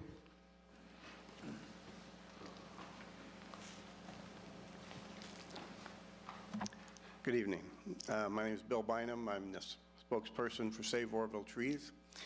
And we had an ordeal with PG&E that lasted about 3 months, and we lost 240 trees. And I'm just here to warn you that I think they've rectified a lot of the problems we had with them, but we had many problems. They did not notice the public. They lied about that. They said they did, they didn't. They never even consulted the arborist for Oroville, didn't even consult them. They cut down 230 trees before the public knew about it. And then we had that 2 or 3 months battle to try to save the last 10 trees by the cemetery that were over 120 years old. Sycamores planted the same time yours were planted here in Chico, probably by Bidwell. They came in the middle of the night and cut those trees down. And we had 100 people out there trying to stop them, and we're unsuccessful in stopping them. They lied to us, they bullied us, they tried to intimidate us. When we researched them, we went back to Mountain View in 2012 and found out that they went house by house in Mountain View until the people got together and wanted some explanations. And at that point, PG&E threatened to sue the city of Mountain View. And the city of Mountain View did not back down. PG&E did. They never cut any trees down in Mountain View, and that's 2012. We called them back in January to find out. They moved a quarter mile of pipeline. And then in the East Bay, those 7 or 8 cities there, they also refused to let PG&E, they didn't acknowledge their authority. They refused to let them come in. And so they went through a negotiation process just last year that lasted about 8 months. And they had a list, PG&E did, of over 200 trees they wanted to cut down. It got pared down to like 8 crepe myrtles. And so they say they have the authority to do whatever they want. They don't. And when Oroville, when we were embroiled in that conflict, they threatened to sue the city of Oroville. The city of Oroville backed down. And the city manager who brokered that deal by himself, he was subsequently fired from who knows what reasons, but he was fired. And the city of Oroville has not recovered from losing those beautiful trees. And so I'm here just to tell you that we're just here to warn you that look long and hard at what they're saying, and check with Mountain View and check with those 8 East Bay cities. Check with Oroville now and see what they have to say. Thanks. Thank you. Okay, the next 3 I have are Robin McCullum, Charles Withune, and Bill Mash.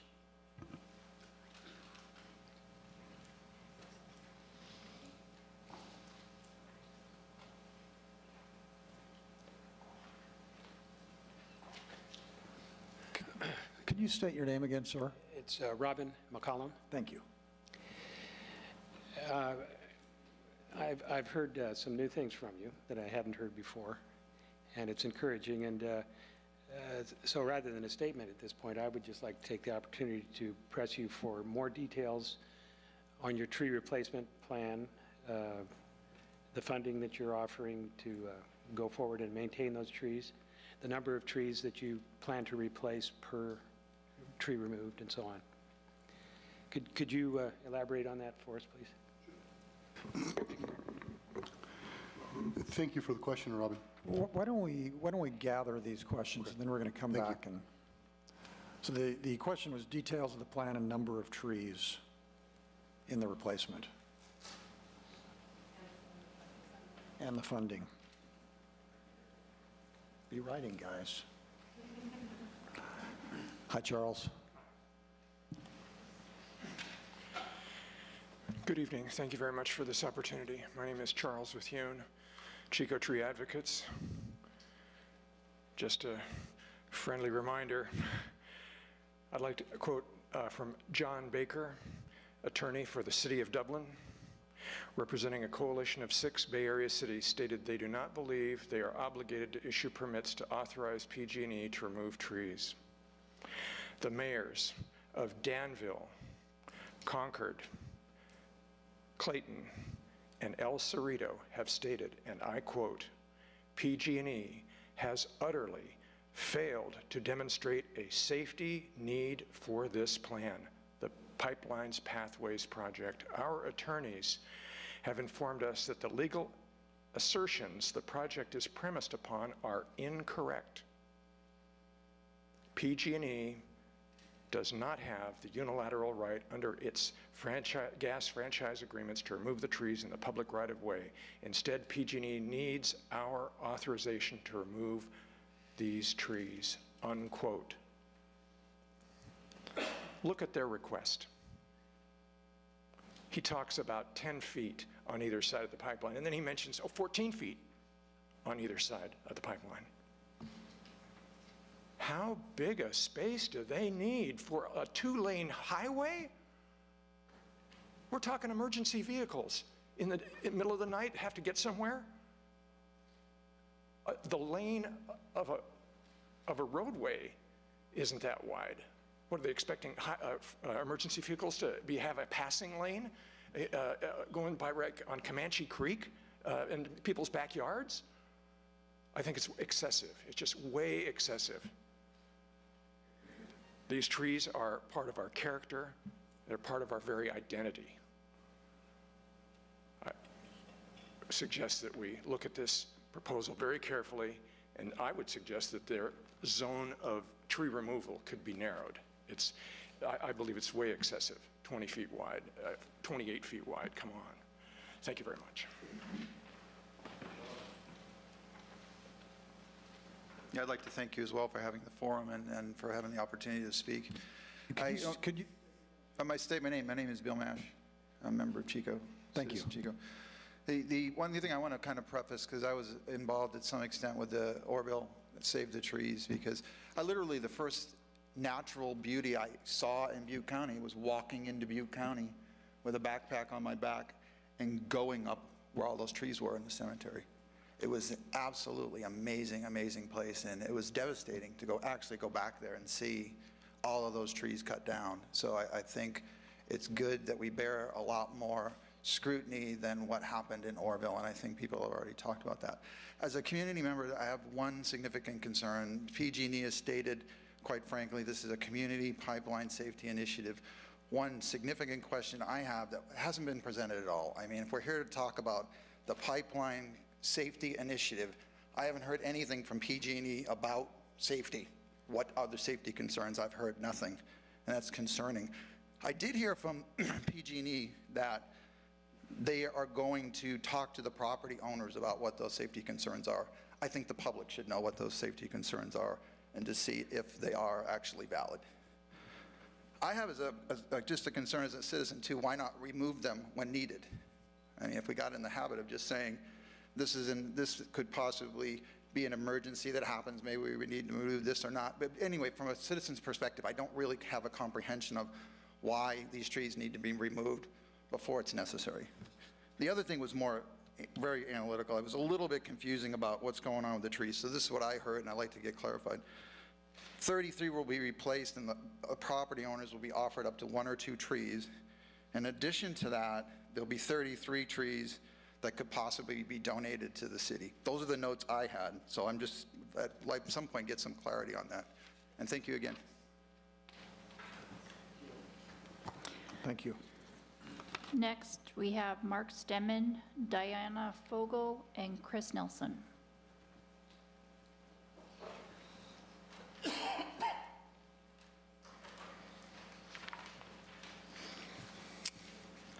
Mark Steeman, 1504 Salem. I wanted to provide a little history behind this project. In the summer of 1776, a group of revolutionaries came together and formed the United States out of 13 colonies along the Atlantic Ocean. Later that year, 3,000 miles away, the Spanish Empire laid claim to San Diego on the coast of the Pacific. In 1776, the land around here was settled by the Machupta-Maidu, had been for hundreds, if not thousands of years. Around that same time, the largest oak tree along the right-of-way sprouted, began to grow, using commonly accepted growth factors. In 1846, John Bedwell came through the area and he described an oak forest that stretched uninterrupted for miles, and he marveled at the wide variety of animal life that it supported. By now, those original oaks were old enough to have offspring, and more trees on the list sprouted, began to grow. A valley oak mixed riparian forest is not just oaks, but other species that include other oaks and sycamore and maple and ash and pine and fir and redbud. In 1872, the city incorporated, Chico incorporated as a city, and around that time, the large redbud on that list sprouted and began to grow. It wasn't until around 1905 that the company PG&E finally sprouted and began to grow. By that time, roughly 10 oaks on the right-of-way had already been growing, and thus are older than the company. In 1905, PG&E did not transmit gas. They manufactured it out of coal or tar or similar substances. They made it here in Chico, or at least someone did. The residue of that process is a substance called carbon black, and that was a toxic legacy at downtown at 2nd and Cherry. It wasn't until 1929 that PG&E installed the first transmission lines, the 300-mile line from San Francisco to Kettle City. The transmission line in question tonight wasn't installed in 1954. The point is obvious. The trees were there first. Some of these trees actually predate European contact, and PG&E has no morally defensible right to cut them down to have easier access. One reason so many people are passionate about these trees is that they're all we have left of a thriving oak forest. PG&E actually wants to cut down hundreds of trees.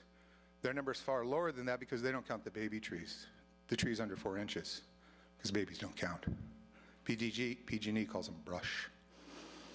They have 6,750 miles of transmission lines, and PG&E is intent on leaving a 6,000-mile scar across California in their wake. Fortunately, communities are not letting them do it. Some communities have fared better than others when dealing with PG&E. In Pleasanton, 200 trees were now pared down to 8. We hear tonight that Mountain View lost no trees. At the other end, we have communities like Oroville, where the wounds of the cemetery massacre are still fresh. The difference is found between those communities that engaged early and those who found out too late. I'm almost done. Let me be clear on the history of well, because this is important right now. Let me be clear about the history of this meeting tonight. The city did not call for this meeting. The city didn't, from the staff report, it's clear the city wants nothing to do with this mess. PG&E didn't call for this meeting. They would have been happy to be done after the Patrick Ratch fiasco. Rather, it was the Butte Environmental Council, and specifically Robin DeFalco, who called for this meeting, and I'm almost done. I want to thank Robin and the fine staff at Beck for their work in getting us all together, and I support a call for a robust painting plan. Thank you very much, Mark. You're on to the thank yous now, and we can do without that. You've exceeded your time limit. Thank you very much for this Next forum. speaker, please. You bet. Diana Fogel, and then Chris Nelson.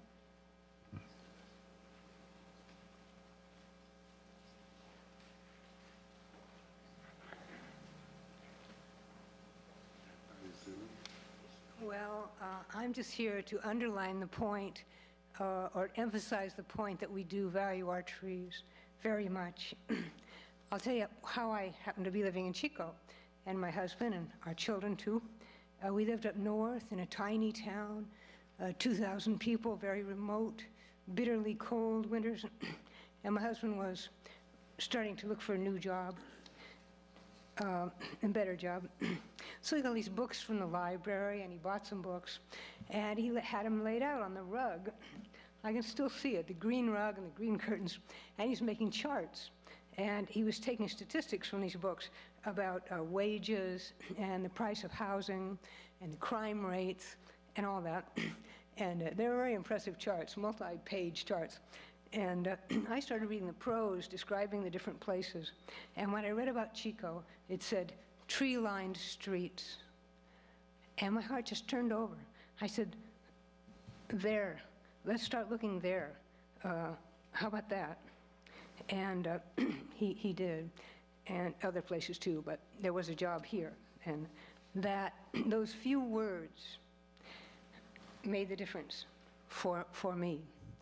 And it paid off. We've been happy here for more than 20 years. So I love trees. They make me feel relaxed and happy.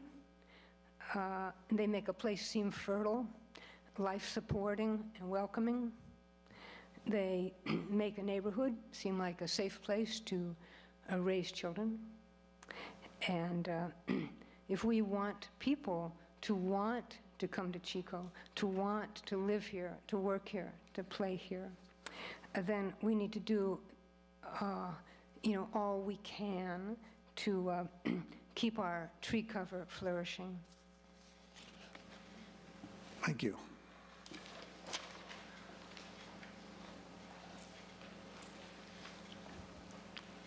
Hi.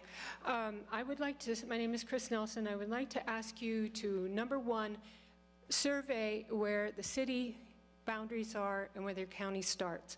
There have been a lot of problems with tree removals already along Estes Road. The city took out a bunch of county trees, and today the city was out cutting trees again in the county. So I think also the other thing that's very vague in this whole discussion, he talks about landowners. So we know the railroad, we know PG&E, and we know maybe about Otterson Drive Extension, but we don't know who those other owners are. And I feel like as owners that we have a right to organize against the bullies who are PG&E. I was part of the fight in Oroville, and I think that what they did there was terribly reprehensible, and I hope they will stand with the other cities who stood up to PG&E and wouldn't allow this to happen. You know, don't jump right to mitigation. And if you do jump to mitigation, you watch everything that they do and make them stay with those trees until those trees are, you know, 50 years old. This agreement is 60 years old. I mean, I don't see why you want to just let them go with this. You know, I don't think it's been proven. The safety issues have not been proven. This is not San Bruno we're talking about here. And the other thing is the access that Charles brought up. You should make no agreement for ingress and egress in perpetuity with this. Each access should have city approval. So look at that part of it. And I encourage you to grow a backbone in order to oppose any tree removals and to monitor these pipelines and not allow them to just have carte blanche of our trees. These are not, you know, they don't care. They just want to be able to access the pipeline. They do not care about us. And we saw that in Oroville. And the other, I had a couple more things. Okay, so what happened today? I want to use this as an example really fast. When the city took out all the trees that they took out, all of a sudden it sounded like the sound from the industrial park was right in my ear. The lights will be shining on my house. Everything that they do has a consequence. And so when you remove trees, you remove all the barriers to light and sound pollution. Also for animals, for owls, all that light, they're not going to nest anywhere near there. You know, everything, action, reaction. So this is a very fragile area. It is our green line, and you need to work with the county and figure out what they're doing and who they're doing it to. And I ask you, I beg you, not to let Oroville happen in our town. Thanks. Thank you.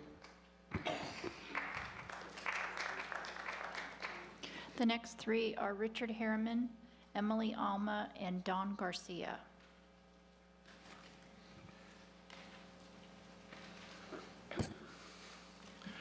Good evening, Mr. Chairman, honorable members of the commission. My name is Richard Harriman. I'm a resident of Chico at 1078 Via Verona Drive. I'm a survivor of the Oroville tragedy, along with my clients, Save Oroville Trees.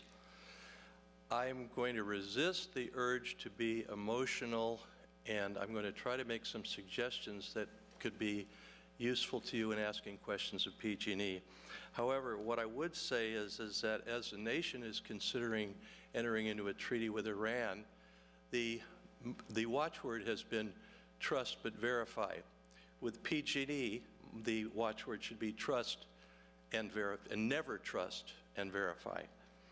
At the outset, I want to mention regarding the maintenance easement that the standard as defined in that easement is the least practicable damage. Now, your staff certainly has the ability to help and advise homeowners and property owners. There should be a certified arborist who examines every one of the trees that's remaining for removal, the 33 that PG&E has narrowed it down to.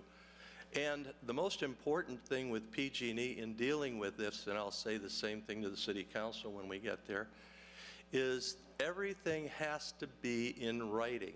It has to be in writing. You need to have them tell you and quantify the reasoning and the basis upon which they're recommending the removal of the tree, because their custom and practice in their reasoning and dealing with the public is they offer you reason number one, and after you overcome that reason, they say, well, no, we really didn't mean that. What we really meant was reason number two. And when you confront that and look at the evidence, you find that that reason isn't true, and then they have a third reason. So one of the things I would like to suggest that you ask the representatives from PG&E this evening is how many times have they reported to the California Public Utilities Commission or the Federal Pipeline Safety Administration that they've had a problem causing a damaged pipeline from tree roots. We searched in vain in the public record for them. They've never made a complaint that a tree root causes damage to a natural gas pipeline, because if they did, they'd have to explain it and take specific measures. The second thing that I wanted to focus on is they've taken the position that there is not a permit required by the city, and the basis for that legally is they allege that it's a ministerial duty because of the easement. The problem with the easement is that there is a weighing and balancing and a judgment exercised in determining what is the least practicable damage. Your staff knows that. You weigh and balance it. That makes it non-ministerial. It makes it discretionary. And finally, and thank you for the time, finally, as a property owner, you need to be aware that you're entitled to be compensated for the damage which is caused to your property, which can be measured in dollars and cents. And suffice it to say, when PG&E cut down the wrong tree and was threatening to take out another tree, they paid dearly for their mistake. Thank you for the opportunity to comment, and thank you very much for holding this forum. So, Emily.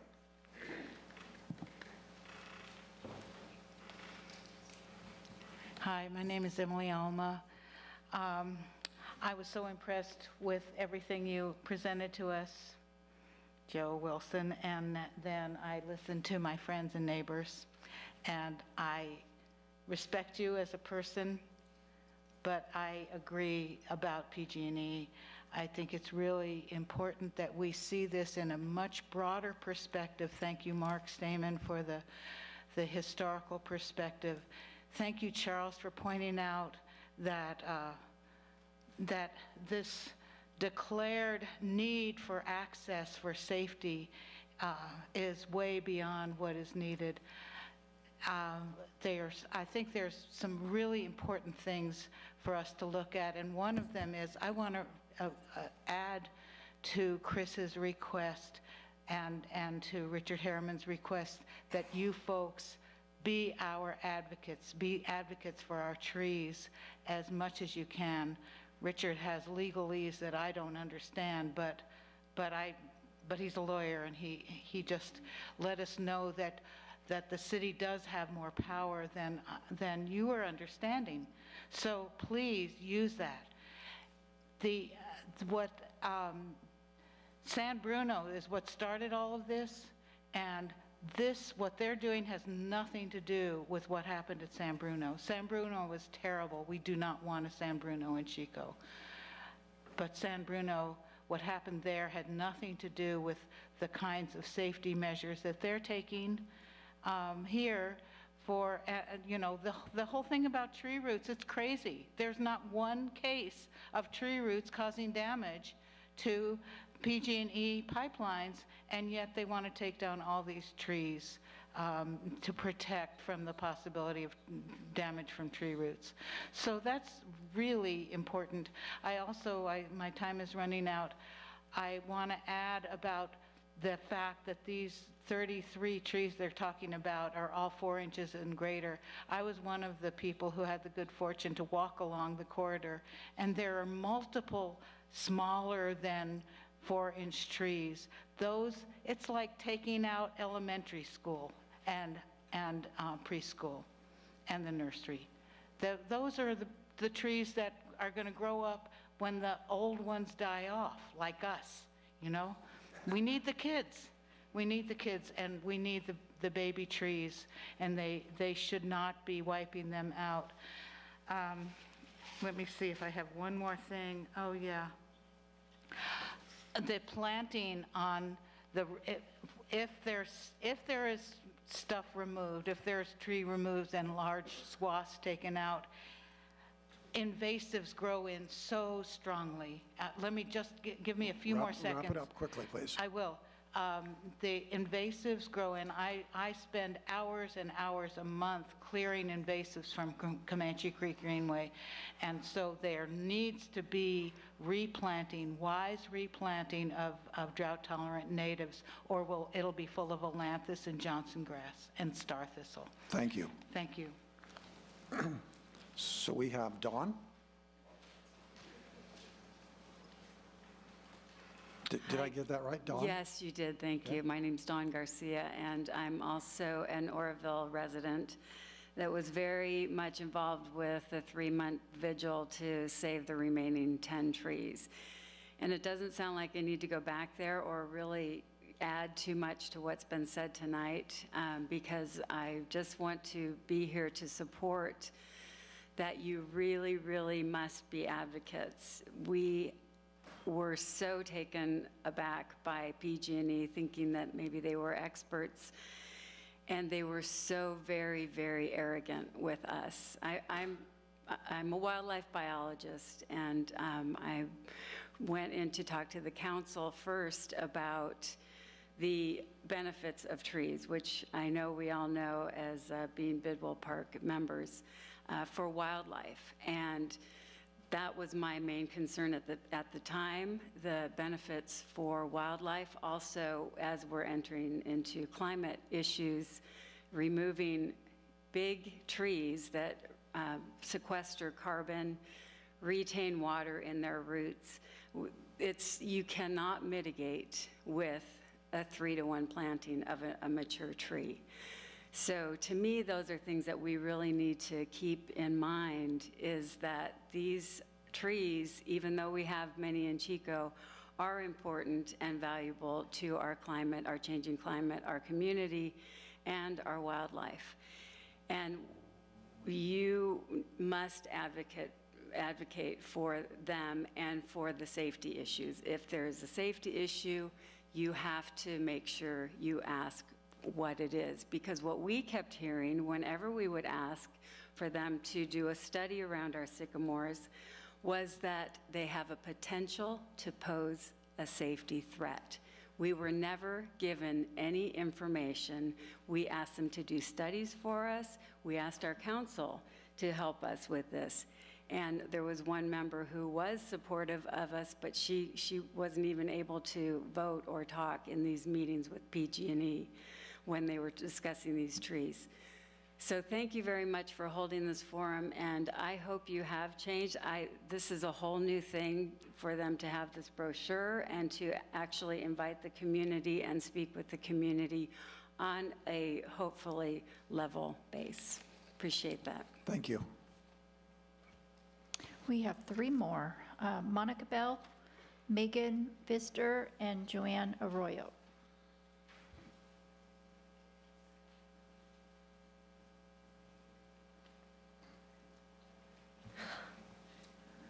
Thank you. I'm sorry. Go ahead. You're great. My name's Monica Bell, and I'm really impressed tonight with the commission. 7-0. That was good. And I see those moments when you're working as a team and you're trying to figure out like who's going to vote one way or the other, that really tense pause, and you're checking in whether you can be the brave voice and whether you're going to become unpopular. I'm empowering you. Please do that. Please build the alliances you're going to need within this process to do what's right for us. I was at the PG&E meeting that happened outside of town just a few months ago, and it was pathetic that they were trying to bribe with fancy treats, and then they tried to get the community members to break up and speak with the experts alone, and they didn't want to answer questions with all of us together in a group. So please form an alliance together and know that you do have the authority to do something that might be unprecedented. You might not think that you have the choice, but you do. And I want you to, when you look at Joe, know that Joe's sweet, but what PG&E has done, what they did in Oroville, like imagine if you had a child, if you had a daughter who came home from a date and had been beaten or who had been raped. What kind of caution would you take with that young man if he came back, or young woman, with that person if they came back and asked for another chance. This situation is over 60 years in the process of being developed. Took a long time to get here, and PG&E has not proven that they're willing to take the time. You can do it. You can take the time. There's no rush here. Thank you. Thank you. So that brings us to, is it Megan? So Nancy, we've got Megan and then one other speaker, is that correct? Joanna. And then we will take a quick recess. Megan, thank you. Hi, my name is Megan Fisher. I live in Chico, and first of all, I want to acknowledge the very real need for safety with the dangerous gas and electricity that we fill our cities with and our homes with, and that it is important. And I appreciate that we don't take the loss of life that happened in San Bruno lightly. However, as people have said, I think it's important to be discerning about whether this is really a similar situation. And I'd like to bring in a bigger picture for a moment. I was just in Washington, D.C. earlier this month for 8 days doing a training on responding to the climate crisis. And so somebody already touched a little bit on some of the ways that this might relate to that. And while I was there, my group spoke with Frank Neopold. Well, he more spoke to us with the National Oceanic and Atmospheric Association. And one thing that he said is that with climate change, we have to think about it in terms of risk, and that the more we throw at it, the more insured we are against its worst effects. So how does that relate to these trees? As somebody said, CO2 is one of the primary drivers of climate change, and trees sequester CO2, they absorb it.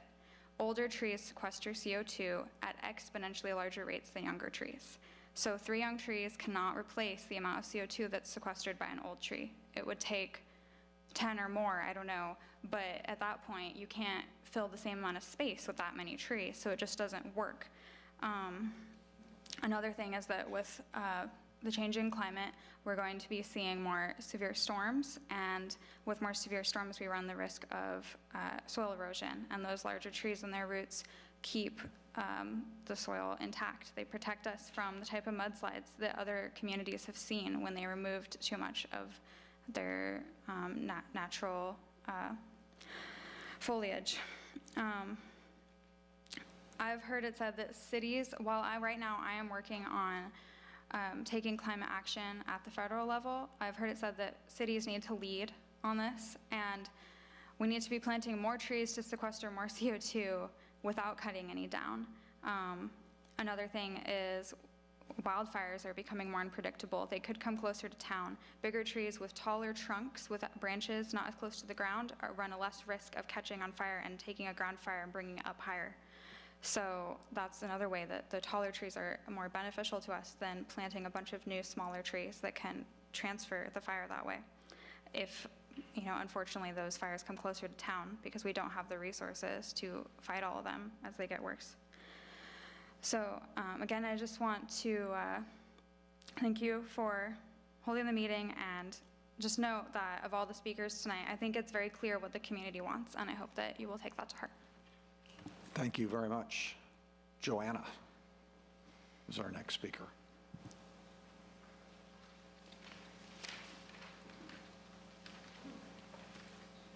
Good evening. My name is Joanna Arroyo, and I live in Orville. And I second everything that's been said tonight. I'm not going to repeat what happened in Orville, but I think we got the picture. I'm a wildlife biologist, and I got involved with the project of, with the Save the Orville Trees because of my passion for wildlife was one reason. But as I got more and more involved, I found that I started doing more research on PG&E, and I found the risk assessment, dynamic risk assessment that you all did. You studied 53 trees, and there was nothing in that report that showed that trees were a risk. The conclusion of that risk assessment will, but if you please would read that report, you'll see that The conclusion is that there is no risk from tree roots to the coating around those pipes. That there was no proof that the risk of trees being there or not being there, the coating was still damaged. And that's what you're basing it on, at least that's what you said in the last 2 meetings. That basically tree roots cause a problem, and they don't, and you haven't proven that. And that document doesn't really show up, but if you can find it on their website, please read it. You'll find that, first of all, 53 trees is not really a good basis for removing thousands of trees. And they keep saying that it's a risk and that it's a potential hazard and we got to save the communities, and it hasn't been proven. And I really feel that there's a hidden agenda. And I've done a lot of research, and there's a lot of stakeholders that were upset over San Bruno because of the high cost of, you know, the lawsuits and such. And you were tasked with trying to figure out how to mitigate that loss to those stakeholders. And the mitigation was, let's take trees over the lines. And that's not a good reason. It's not a good reason at all to do this. And please do your research. It has more to do, your questions are very basic. I didn't see any questions that really dug deep. Please do your research. They have no right to do this. They have no basis to do this. And their basis for doing it doesn't make any sense. So I just please slow down. Don't let them do this. We can't replace the trees they've already taken. And that's all I have to say. Thank you. Thank you. Nancy, do we have any other speakers? Okay, seeing none, we'll resume the public forum with Mr. Wilson reappearing and members of the commission posing some questions in capsulization of what the public has asked. First, we'll take a 10-minute break, and we'll be back.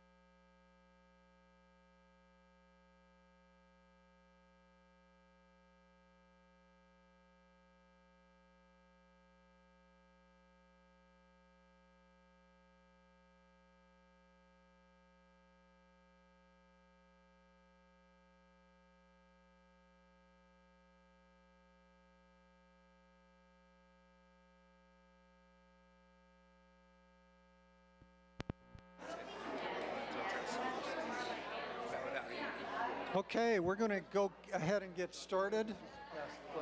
The break is over. Let's reconvene our forum if we could.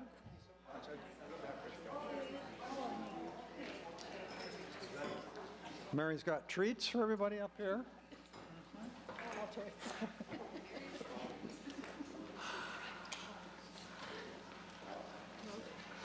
Thank you. We'll wait just a second as people filter back in.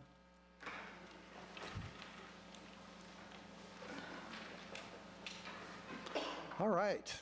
We do appreciate the turnout this evening and the feedback, input, advice, questions we gathered from the public. Appreciate it very much. At this point of the forum, our next step was to Mr. Wilson was going to be available, and we were going to pose some specific questions to him, and I'll go ahead and lead off with those questions. I know several of the speakers from the public forum mentioned examples in Mountain View and communities in the East Bay in which apparently very similar, if not identical, situations existed in which communities were able to thwart PG&E's ability to remove trees. Can you address that and just talk about the...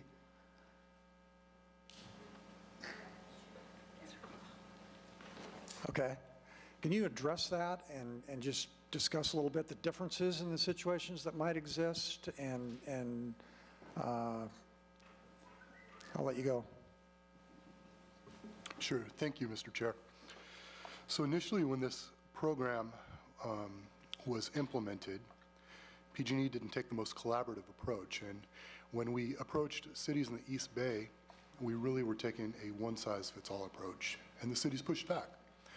So what we did was we paused work in the East Bay. We sat down with each of those cities, the mayors, the city managers, other council members, and we developed a framework or an agreement jointly that allowed us to really assess what the risk level was. And then we applied that risk analysis or tree-by-tree review to the program and ended up with fewer number of trees. We've done that same exact thing here in Chico. Initially, we had looked at hundreds of trees here in Chico, and now we are looking at only 33 that are considered an unacceptable risk. And that unacceptable risk, again, the criteria, is based on the tree's proximity to the pipe. So we have learned some lessons over the last year, and now we are actually working very well in some of those East Bay cities, accomplishing this same exact work. So what about the situation that was stated in Mountain View where the pipeline was actually moved? Can you address that? I actually can't, but no, I can't. I'm not actually aware of that instance. Thank you. Other questions, commissioners? Well, I just have a follow-up for that. That you said that your criteria is to look at trees that are posing a threat to the pipe. And it was brought up earlier that where is the proof that the tree poses a risk to pipes, that the roots do? That there was a study that showed that didn't actually, there was no proof that actually occurs. Can you speak to that? Yes, absolutely. Here with this Chico project, the primary driver is access to the pipeline.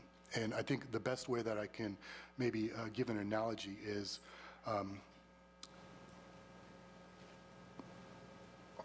oftentimes public safety or public safety agencies will say that they will need to get access to different parts of our gas system. And one of the reasons why we need to be able to have quick access to our gas pipelines is for the same reason why cars can't park in front of a hydrant.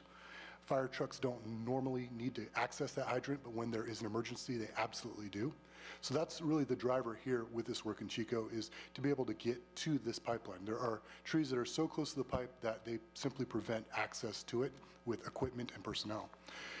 When it comes to the root study, We did provide we did have a root study analysis that was done by dynamic risk assessments, and we feel that that root study does show that when there is root contact with pipeline coating, that there could potentially be damage.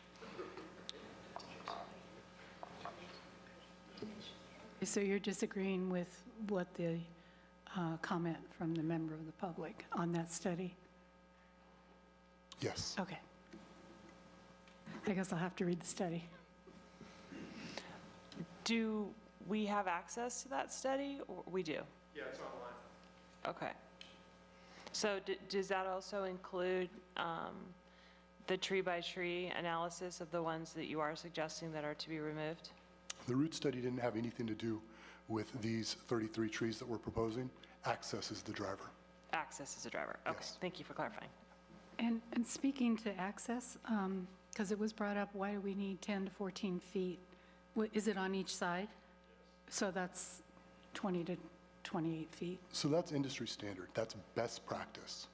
What we've applied here with this project is 5 feet on either side of the pipeline, simply enough to get personnel and equipment in to service the pipe. So to clarify, all these 33 trees are within 5 feet, one side or the other? That's exactly correct. Okay.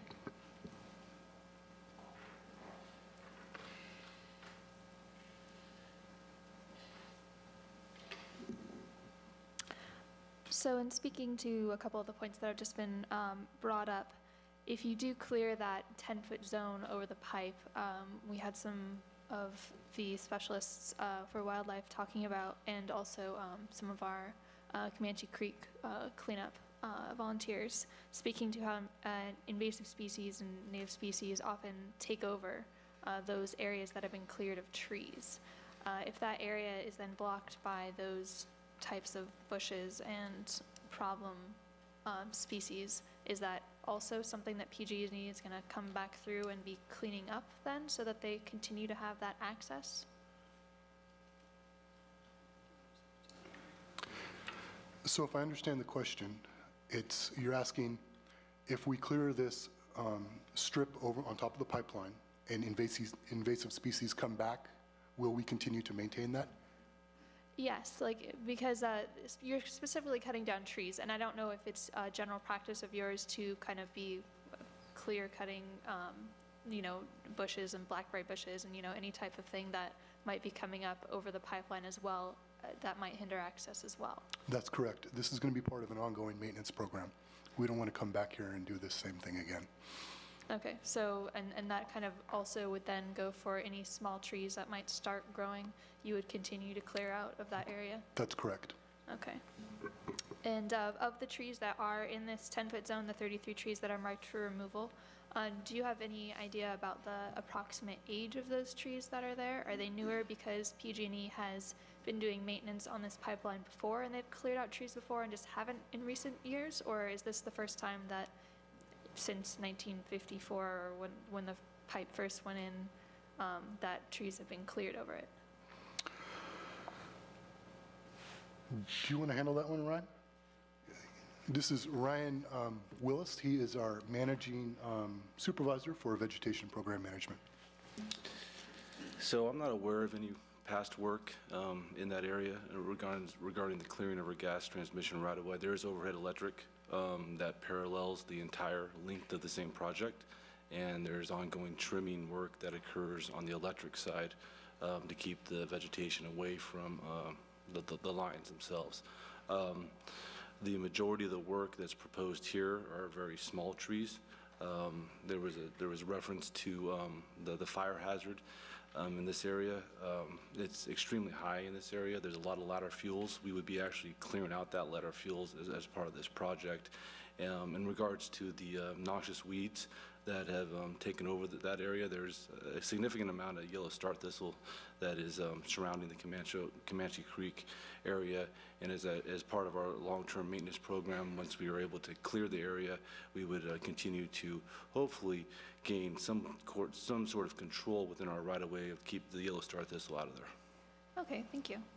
And did you have any idea about you said there were small trees. Does that mean small as in young or small as in just the type of tree that they are? They tend to be smaller trees. Small as in young. So that I think Joe mentioned prior that the trees, about half of them are Quercus lobata, which is the valley oaks.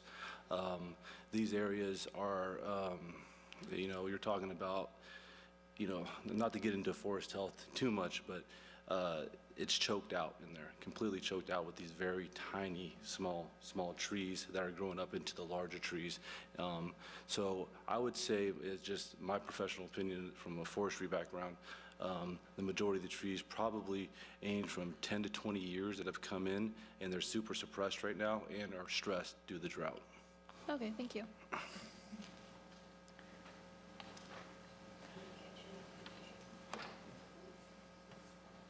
So on your list of the 33 trees, I'm a little curious about number 17, which is of the species other, which is 30 inches diameter at breast height. That's a big tree. That is a big peach tree. Beech? Peach. Peach. Huh. And some of the valley oaks that are at or near 2 feet in diameter, those are really big trees. I don't know if there's any way to make the road go around them, or is it actually a road you guys are putting in, or are you just clearing? We're just clearing. So on the list of the 33 trees, there's one that's 23 inches in diameter, one that's 20, and one that's 18, or that looks like actually a redbud. So there are only 2 valley oaks that are above 20 inches in diameter. It'd be nice to save them.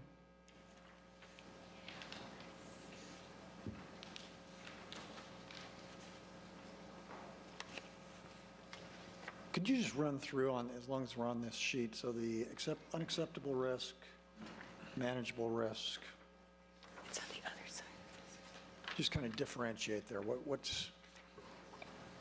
Sure. So this list is of the entire 86 trees that we wanted to take a second look at. And what it is it's basically sorted by risk level. So 1 through 33 are those unacceptable risks, trees that are scattered across the entire 1 mile length of the public utility easement. You can see that the vast majority are all fairly small, or they are species that are not considered in the city's tree code. And then as you go past the item number 33 to number 34, and on through 86, those are trees that we will be asking the property owners if they would like to keep those trees. And we feel that they can stay in place with ongoing monitoring. Okay. So you'll be asking the property owner if they would like to keep those trees. So as the program progresses, you feel that the property owner would have the option to tell you no? Absolutely. And then you would replace those trees elsewhere on their property? Yes. On the 2-to-1 ratio? Yes. Well, we will offer 2 trees to the property owner. If they want to plant them, we'll offer 1 tree if PG&E plants it, 1-to-1. If we plant it, 2-to-1 if they want to plant it themselves. So you're offering those trees, and if they say, no, we don't want the trees, then they go to the city? We will offer them the option to donate those to the city, or PG&E will donate them to the city on behalf of that property owner. Okay. And for the trees that are the manageable risk that you say that you'll continue to monitor, so monitoring, like what would then cause one of those trees to be put on an unacceptable risk? Would you be monitoring it to see, like obviously it's not going to get any closer to the pipeline but it might, the branches might get in the way, so you might cut some of the branches that are in the way of that, but not the actual whole tree. Can you respond to that, Cheryl Moran? Again, this is Cheryl Bilbrey. She's the director of the Community Pipeline Safety Initiative Program. Hi. If the tree dies eventually and it becomes unsafe, we will come take it out at our expense. Is that the only scenario? Pretty much, because when we look at the trees, we look at them at their maximum growth. So there's no other scenario that would be, that would cause a tree to be unacceptable. Okay, thank you. Hey, Joe. Looking at number 41, it says that its diameter is 42 inches and that the estimated height is 75. And then compare that to number 1. So why would number 1 be an unacceptable risk, but then number 41, which is a lot bigger, is it the wrong location? Not in the 5-foot, well, 10-foot. Okay, because, okay. That was my question, just one, why was one more a manageable risk versus one being an unacceptable risk? And I actually remember looking at that tree, number 41, with Mark and Robin on our field trip, and it's a beautiful big oak, just to the, I guess it'd be the south of the pipeline. So I'm happy from a personal standpoint that it came back as a manageable risk.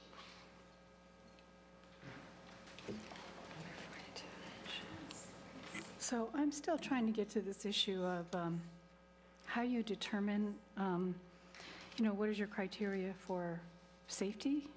And a question came up that I thought was a really good question about how many times has PG&E reported damage to a pipeline because of tree roots? Do you know that? I don't know that answer. Does anybody? Our lawyers aren't here. I don't know. So only the lawyers know that? Yeah, they do all the filings with CPUC. I don't know the answer. Okay, so I'm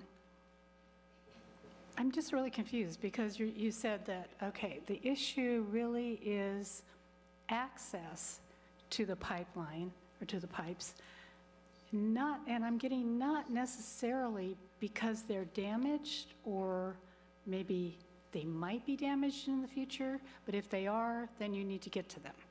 And that's why the trees are coming down. These pipes we've tested recently, and the pipes are in good condition. We want to make sure that the pipes stay in good condition, and if there is an anomaly on the pipeline or if there's a reason for us to be able to access it for maintenance, we need to be able to get to that pipe. And that's really the driver behind this 10-foot area that we're proposing. So it's kind of interesting because I just had PG&E come out to between mine and my neighbor's yard, and they said that they smelled gas. And, they come around with the truck and they can smell it, and they came and they said, you've got a gas leak down here. And so they started digging. And, there were trees there, and they were able to dig all the way down, like it was like really far down there, and, find it and fix it. And they weren't taking trees out to do that. So I kind of am not getting it. If you visit the project site,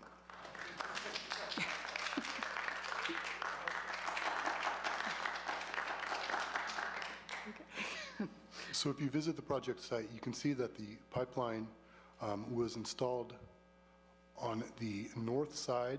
Well, let me just go ahead and go to the map. So this project site, basically, the pipeline runs on both sides of this railroad easement, and there's about 20 to 30 feet from the railroad right-of-way or the old rail line to the property boundaries. And the pipeline basically runs along the far side on both areas. So really, to get access to it with equipment, there's no feasible way to actually do that on the existing old rail line. So we need to be able to get in there closer to the pipeline. The pipeline's, Ryan, correct me if I'm wrong, 20 to 30 feet off of that rail line, old rail line. So, I mean, we need to be able to get equipment in there closer to the pipeline. Can you take out the rail line? No, not that I'm aware of. I mean, if it's not used anymore, and talk to the railroad people, or? Oh, there's no rail line? No, it's an old rail right-of-way. Oh, the right-of-way. Yeah, owned by the railroad. Okay. Would that give you access then, through there? I mean? No. No. Doesn't? The pipeline runs basically 30 feet north, and then it crosses the rail line, old rail line at a point roughly midway, and then it runs along the south side. And it's so overgrown and thick in there that we really can't get equipment in there to work on the pipe if needed. Joe, I had a question. So you guys need access, but you've checked the pipes and they're fine. When do you guys foresee needing access to that area again, or when would you come out and do another assessment to see if the pipes need to be fixed? Well, again, this is about emergency access for first responders, whether it's PG&E or our local public safety individuals. It's hard to say when we would ever need access, but when you do, you need it right then. So why would the fire department need to get access? Can they fix the pipe? No, oftentimes the fire department will, do you want to go ahead and respond to this, Cheryl? So our crews need to be able to get to a leak within 30 minutes. So if they had to get, if a tree was in the way, it can take, what, couple hours to get a tree down? If it's a big tree, it can take, several hours to get a tree down. And you'd have to get a crew out there and get it down. So if it's an emergency, we have to be able to get to that pipe right away. So it's just like what Joe was saying with the fire hydrant analogy. You don't need it every minute of the day, but when you need it, you need to get to it right away. And to go back to your original question, we're only clearing the transmission pipeline. So this is only the pipeline that's 60 PSI and greater. We're not doing the distribution pipeline. So we have 6,700 miles of pipeline that's transmission. So what you were talking about was probably a leak on our distribution line, which goes into your house, and that's easier to get to, frankly. We're talking about the high transmission, high risk pipeline, which is what we had the trouble on San Bruno. So we have an obligation as a utility to ensure the safety of our pipeline. And we're doing a lot of safety improvement work, not only clearing the pipeline, we're doing automated valves, we're doing replacement pipe, there's a whole series of things that we're doing. This is just one piece of it. So it's more than just this. And we understand how important this is to residents and to everyone. So that's why we've taken another look at this work, but it's work that we have to do to ensure the safety of the pipeline. How many leaks have been reported in Butte County? I don't know that. And We could find out. what kind of system do you guys have in place to monitor leaks? Well, we have a lot of things that we do. So we have a Picaros, the vehicles that drive around. I mean, aerial and all that, isn't that something that can be done, just to see if there is a leak? That we don't take trees out just in case, but, you can monitor it. Right, but it has to be cleared, so if the So trees then are there, they clear it. can't see, the patrols can't see it. I'm sorry, I get that, but then, I don't think it's such an emergency if you discover a leak that you can't, you have some time, I think. So you can go in there and clear a tree or whatever you need to do to get that particular area. Right, well, with all due respect, it's not, we don't have that kind of time. If it's a high pressure, these are high pressure gas lines, we don't have time. We can't put the public safety at risk. We just don't have that kind of time. Okay. So what would happen if there was a leak and it wasn't addressed in, say, half an hour? Are we talking explosions? Yes, absolutely. Okay.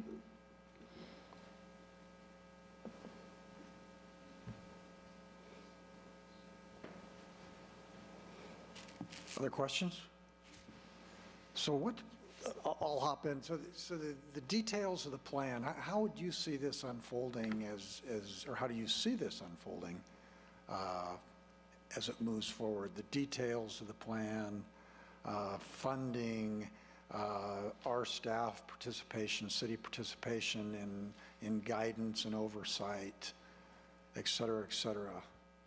Give me an outline of that and perhaps modeled on other communities or the new Kinder and Gentler PG&E's philosophy? So we've already done quite a bit of work with the city staff to, first of all, scope this project. We wanted to clearly understand what would be required in the tree ordinance if PG&E were, if we were subject to that ordinance.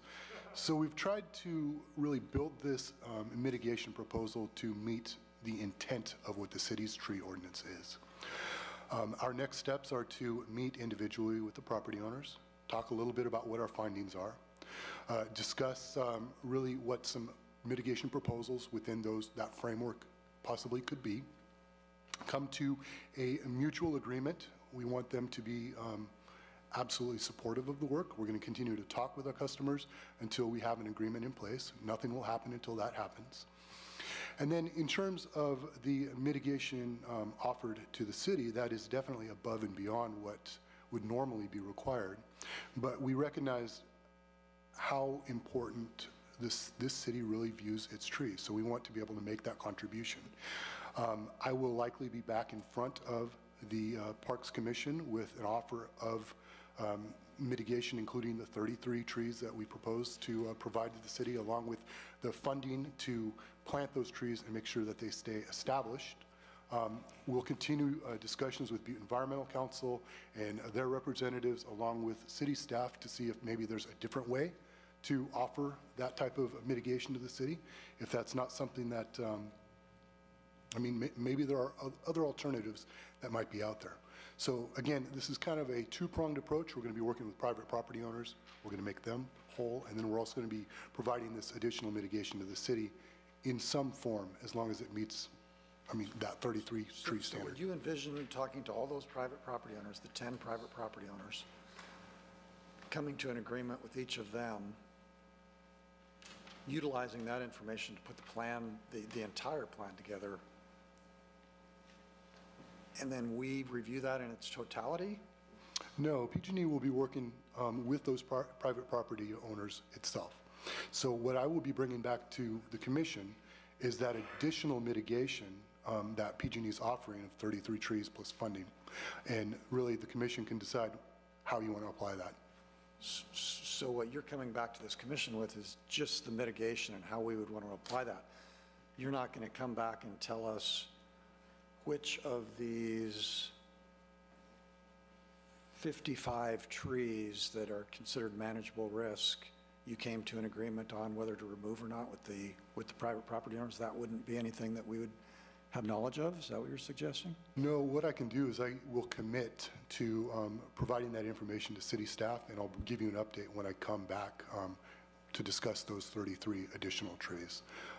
But again, this is something that PG&E wants to really talk to each property owner about. Understood. Tell them that if they choose to keep those trees, absolutely they can, and they don't present a unacceptable risk, and really make the property owner, or have the property owner make that decision for themselves. These are trees more or less in backyards, and not something that would normally come to the commission for a decision. Understood. Understood. However, you're here before us as part of this forum, so you've already come before us. Correct. And we absolutely appreciate the feedback that we've gotten from the community, the commission, and city staff. So again, I may be a little slow here, but to clarify, you'll talk to the individual property owners, the 10 individual property owners, come up with the plan that you have with each one of the property owners, and share that with staff at the same time. We're talking about the mitigation of the 33 trees and where those trees would be located. Yes, I'll keep city staff in the loop in terms of what our progress is with each of those property owners. Okay. Any other questions on this vein?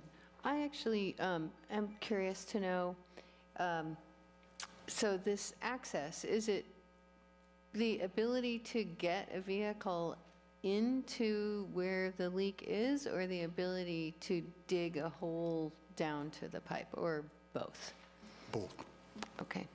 And this list of the 33 trees, is there any room for negotiation on a tree-by-tree basis? Or I'm sure there's a bunch of trees on there that none of us would be too sad if they went away. then there's other trees that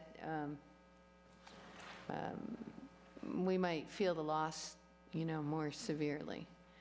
I don't know.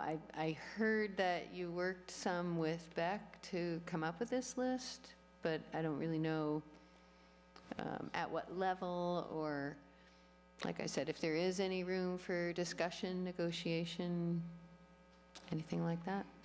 So initially, when we looked at this project and the scope of it, we were talking about hundreds of trees. And then I started meeting with Beck. And we had at least 5 or maybe 6 meetings between Robin and myself and Mark and, again, Dan.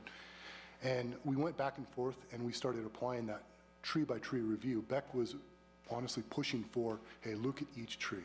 And that's exactly what we did. And that's how we were able to come down to this 33-tree number that we feel present an unacceptable risk. I don't believe that this number will get any smaller. Okay.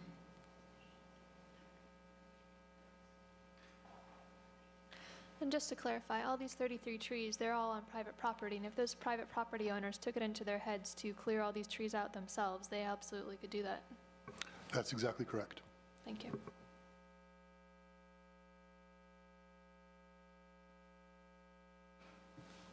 Any other questions from the commission? I think we've done a good job of summarizing these. I don't have any additional either. So with that in mind,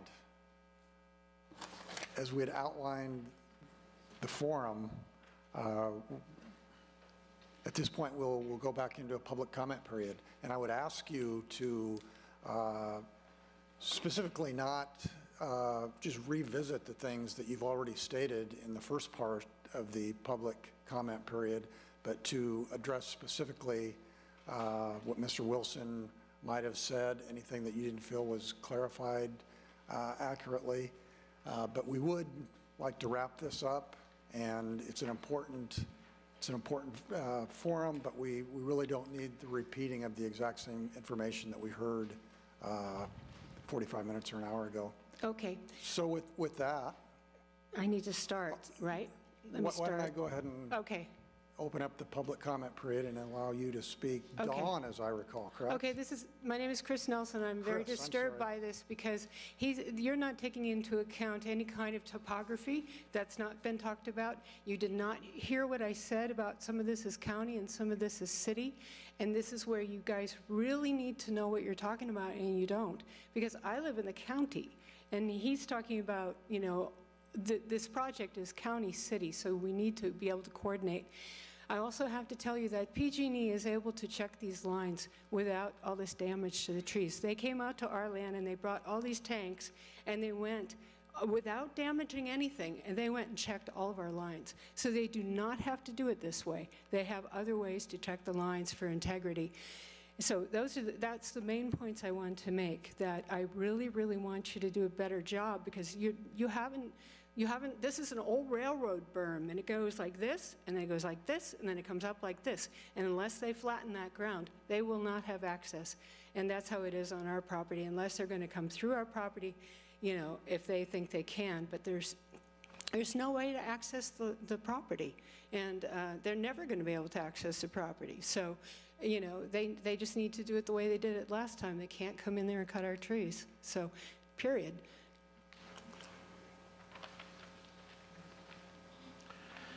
I'm Ken Fleming. I live at 260 East Sacramento Avenue in Chico. Maybe PG&E and staff can correct me if I'm wrong, but what I understand the situation is that PG&E has taken the position that they need nothing from the city, that they are being gracious enough to consult with the city as they consult, as they're consulting with the property owners, but they have no legal need to deal with this commission or the city council.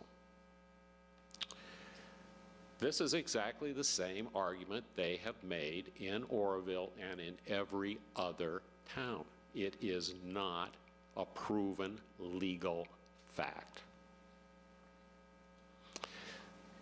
I would urge this commission, if it's your, if you're of the opinion that this is an important issue for Chico, that you report that to the council and ask them to instruct county council, city council, I'm sorry, city attorney, to investigate this and find out what the legal positions were that these other cities took in order to have the influence that it takes to get the job done here. That's what the second is something I just don't understand. I get it, 28 feet. If you got a tree here and there in the other place, I mean, what do we need, 28 feet to go straight down? You kind of, you know, what I do is I kind of go like this, and I think I could probably do it even in a big fire truck. So there definitely, I mean, you know, common sense would suggest that there are other alternatives here that do need to be explored, and the city needs to take the lead. Oroville did not take the lead. Oroville got clobbered. Cities that took the lead did very well. Thank you. Thank you. I will state that the position of the city attorney is that PG&E has the unequivocal right to enter this easement area. So I mean, you're not telling us anything that we haven't thought of and that we don't know. That is the position of the Chico city attorney at this point in time. Yeah, I would just say that that was also the position of Oroville's city manager, who's not there anymore. I don't understand. I don't understand the. My point is very simple. That may be his position. He may not be right. It may not be the position that the council wants him to take. Right. Okay. Thank you. Thank you. Again, my name is Monica Bell, and it sounds like someone needs to take initiative, like to figure out what mechanism could be triggered to ask the city to take this seriously and figure out. There's all kinds of processes that get developed all the time. Someone's going to have to take initiative. Please do that. And it sounds like you're pulling on a thread here of trying to figure out what is going to be, like, what is realistic in terms of responding to a leak. If there are different scenarios, if there is a leak and it's detected in time to try to get in there, it's going to, 30 minutes doesn't sound like a realistic time frame. If it's detected and they're trying to get in there, it's going to take hours. If it's going to take hours to remove that one tree that's blocking you, they will have the time to do that. And if, unfortunately, a leak is detected and something big happens, it's not going to be something they can get at. If a leak is not detected and something explodes, then it's not something anybody could have gotten at. We let pipelines come into our lives. We're being lit by power right now. That's part of living in this modern age, and they're not demonstrating that they're able to respond if they remove the trees.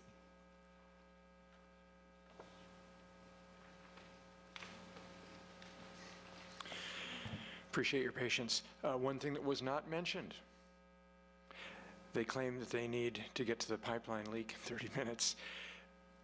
They didn't mention shutoff valves. These high-pressure gas transmission lines have shutoff valves. They can shut the gas off to the line. That was not mentioned.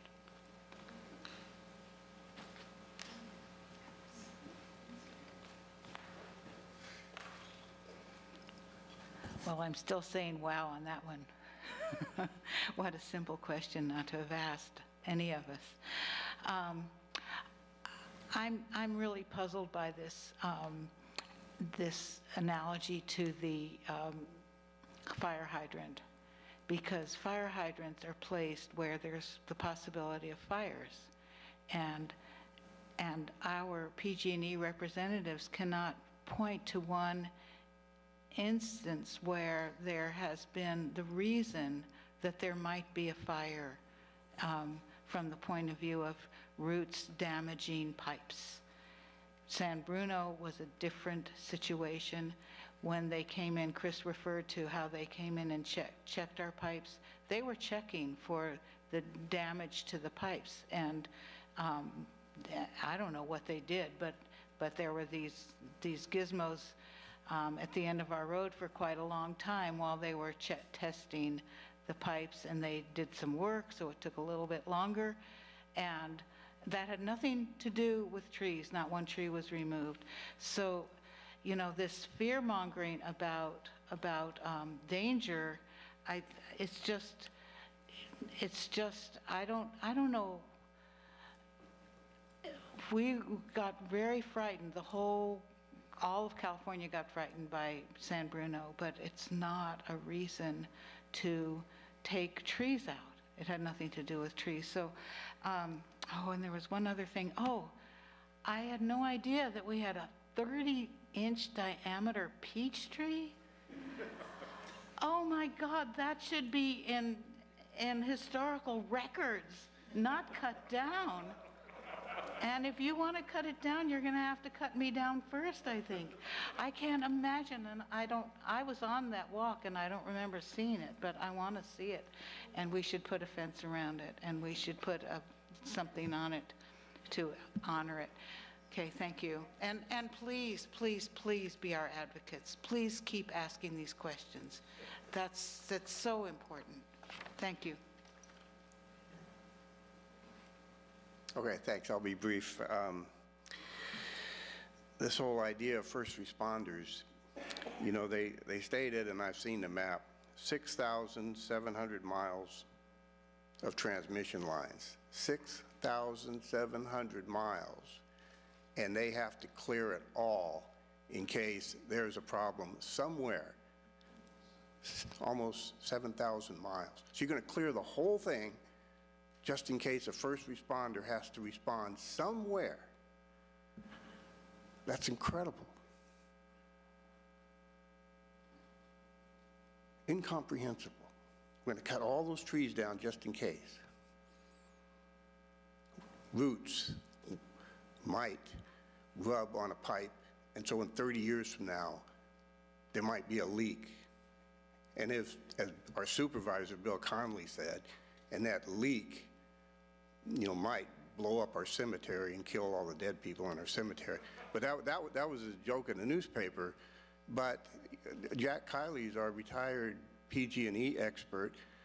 He's the one who told us there's never been an explosion caused by, in San Bruno, all that gas was trapped under the street. Out here by the trees, if there is a leak, it gets detected. They down in LA, when I was down there in May at the Democratic Convention, they were going around the city of LA checking for leaks. They found hundreds of them. Hundreds of them. But which ones are they going to go and address? I know, to cut all these trees down just, it's astounding to me. And by the way, in Oroville, King Enterprises, they went in and cut down, PG&E went in and cut down illegally, by mistake, 7 or 8 of their trees, so they had that settlement. That's confidential. But they let him keep his Valley Oak, which is a couple hundred years old and is huge and sits right on top of a transmission line. Well, they're not that worried about that one. And that was bigger than all the other trees they cut down. But they couldn't cut it down because it was on his private property. So what happens when those owners say, no, you're not going to cut my tree down, which is what I would say. And by the way, his tree was worth estimated $25,000 to $30,000. And like Mr. Harriman says, who gets reimbursed when they come in and whack your trees down? So, thanks.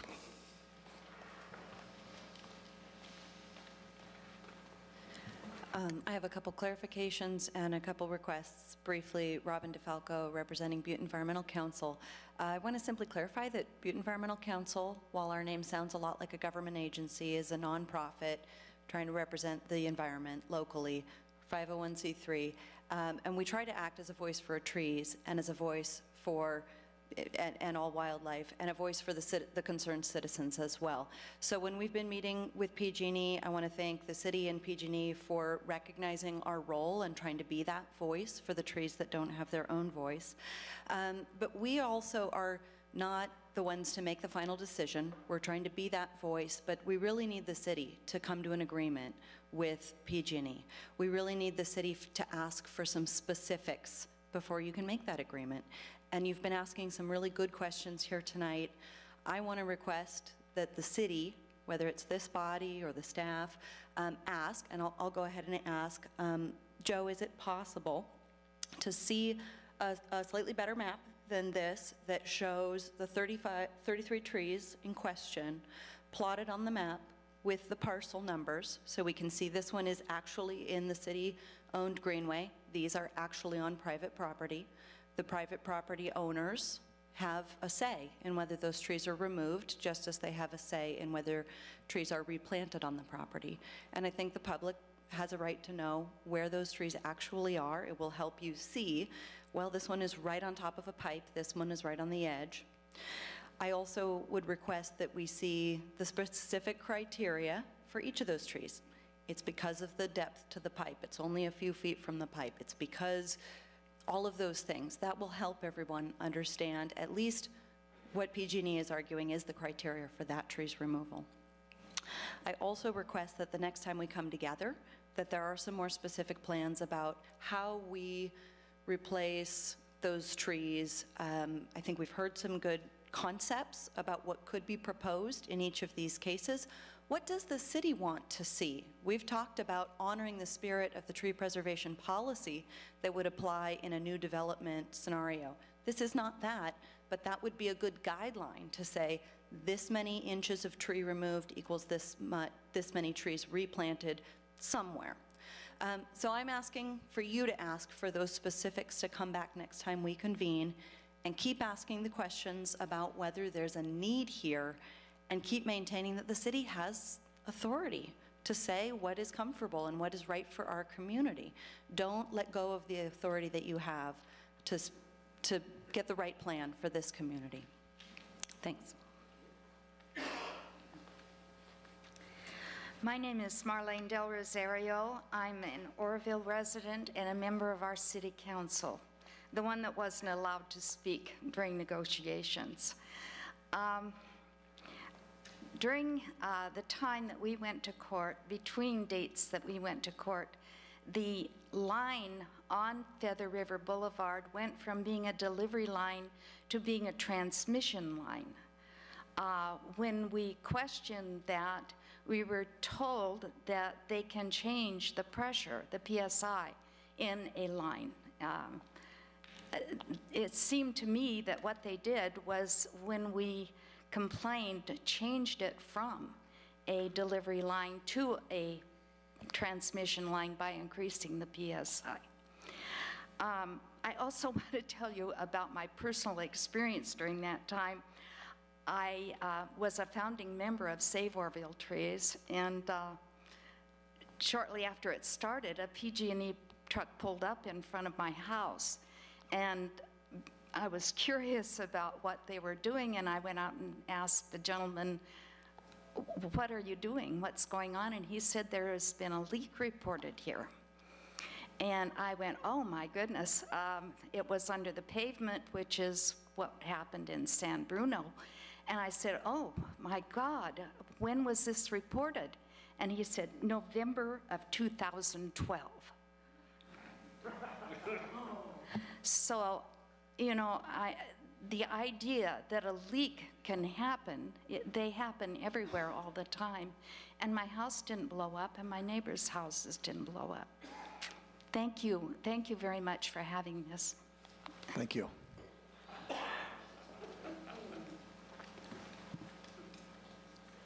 Hi again, Dawn Garcia in Oroville. I really like what Robin said too about asking what does the city want, because I don't see this mitigation, if that's what you even want to call it, of 1-to-1, 2-to-1, 3-to-1, as being very beneficial for the city. For one thing, these trees have to be established. We are in a 4-year drought. at least now. And I know that PG&E says they are going to make sure those trees are established before they let them go to the city, but those are the specifics that you definitely need to have. You need to have a timeline, and you have to make sure that if those trees are planted, that they do, in fact, become established. There's just no way that you're going to get the benefit from a little bitty tree from a big, compared to a big tree, and I know that you're all aware of that. So I would say beef up the mitigation and ask for something bigger. I don't know what that answer is right now, and I'd like to do some research on what others have done, but definitely you want to make it a beefy, big mitigation for those trees that are being taken, if they in fact are taken. Thank you.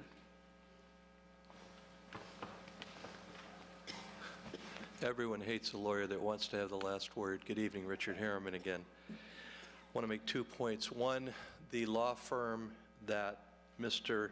Fleming was referring to as the firm of Myers, Nave, Ryback, Silver, and West. They are located in Oakland, and they would be happy to talk with you. And if you would ask your city attorney and your city council members to get a second opinion, they can show the correspondence which went back to PG&E and which told them that they were simply wrong on the legal issue. That's point number one.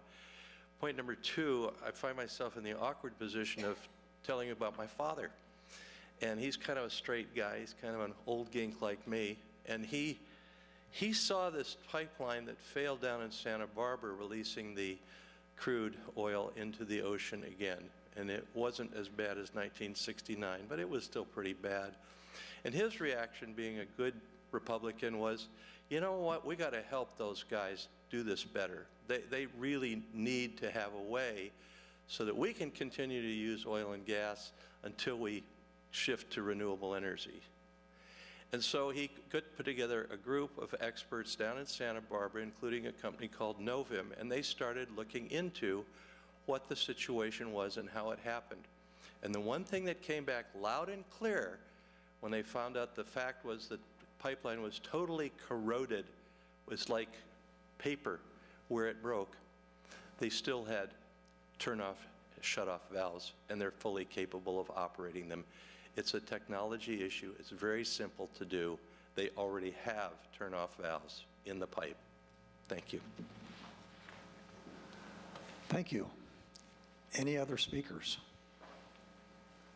Seeing none, we'll close the public comment period, and that would conclude the forum for this evening.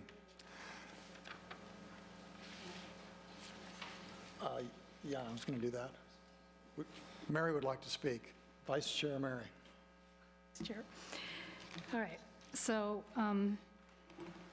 just listening, of course, to everybody and learning a lot from you and appreciating what you have to say. I'd like to make a motion. And I know we're not supposed to, I know we're... Point of order. I know. This is an informational item. No, I get that, but I still would like to move that we ask staff to report to the city council, because you're going to tell them about this forum, hopefully, and what happened in this forum. I mean, right? Isn't that part of what's going on here? So that we ask you to say to the city council that as a commission, that we strongly recommend that the city exerts their authority to not allow PG&E to remove trees to access the gas pipeline without city approval of a negotiated written agreement with PG&E. Is there a second? You know, Mary, I appreciate that, and you can certainly offer that advice, because I think we all concur on that, but as this was not an action item on our agenda, we can't. But we have the right to direct staff to submit to the city council what our thoughts are in regard to hearing the public in this forum. That's true. Well, you know, and you've done that, but this was not an action item. We can't we can't do that. I mean, it wasn't on the agenda. It's not fair to citizens that reviewed the agenda and didn't come tonight. They didn't expect action to be taken. It was billed in the all-public communication as a forum. That's what this is. We were not to take action. This is a forum. That's not appropriate. Okay, well, the outcome of this forum, this is from, in my opinion, and what I propose is, and you may not agree with me, but that's what I think we should ask staff to do, is to report to the City Council what we think about the outcome of this forum. I would encourage you to do that. Just advise them, just to, give them I think you've done that. our advice. And you can send them an email. Okay, is that going to go in the minutes? Is that going in the minutes? Yeah, so just process-wise, number one is, as an informational item, it would be a Brown Act violation, and commissioners cannot take action tonight. Okay. The point of this tonight was, it was a forum and to collect the information, so the city can be armed with that information, and moving forward with PG&E and any future discussions, this will help kind of, influence the position on that. And so that this will be part of the records. I know Nancy's been very diligent on, it may not be part of the minutes, but there would be a separate item that has every question that was asked and have that available. So that the point of this is to record that information, and I think moving forward would certainly influences our decision, and the information will be brought forth with council on the minutes. So next time this comes to us, let's make it an action item so that we can offer our recommendation to the City Council as to what our opinion is in relationship to this subject. Can we agendize that for next meeting? Not next meeting. We don't have the written proposal, but as outlined in the process in here is input, provide staff with information on how to approach things with PG&E. We would hope that they would have details on, I think some of the suggestions on the inventory and those other bits of information are very important for us. But whatever proposal comes out, it would come back to the commission, likely the council, for consideration. So that would be an action item, and that would be for, publicly noticed and all of that. So when does this actually go to the City Council for them to hear, like for people to go and talk to this? When does it get on their agenda?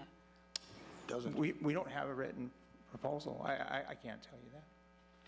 So at some point, doesn't it go to the City Council? I mean, why are we having a forum? So it depends on what the proposal takes form, what the action items are there. Certainly any sort of donation, any offer, any program, any agreement either goes to the commission. Commission does have authority to make some, accept donations. And council has ability to make agreements when there's money exchanged. So there's certain formula that triggers that. I imagine that because it has come before this body, that council would not want to take unilateral action without a recommendation from council, from the commission. So I think it would likely come back here, and Eric may have some other comments on the process of it, but without having something actionable, a decision to be made, we can't agendize it. So my concern with that would be that I didn't actually hear that a proposal for the overall plan was coming back to us, just that a proposal for the mitigation trees is coming to us. And I think what members of the commission and people in the audience really want the council to address the whole thing. And I can see easily how the whole thing could already have happened by the time the tree mitigation plan proposal works its way through the commission, we make a recommendation to the council, the trees are already gone. So there are some issues here that start delving into our code and authority. And so, for example, if these landowners wanted to take out individual trees, they're just not within the purview of the commission. If it was within certain square footage, if it's a heritage tree, those trigger actions underneath our code. So we'd have to tread lightly because we are at a point where we have some ability to negotiate with PG&E, make some recommendations, follow up with something that's agreeable to the city. But as far as action on private property, it's a private property rights issue. And, it would, as a staff member, we certainly would not do it without advice of our city attorney, and we have no authority in our code. So, there are some lines in there that are, we cannot cross without risking a lawsuit. So that would be, we do have authority, so we just need to make sure it's applied correctly. May I ask a question? Joe, when do you think you would come back with a proposal so that we could see something?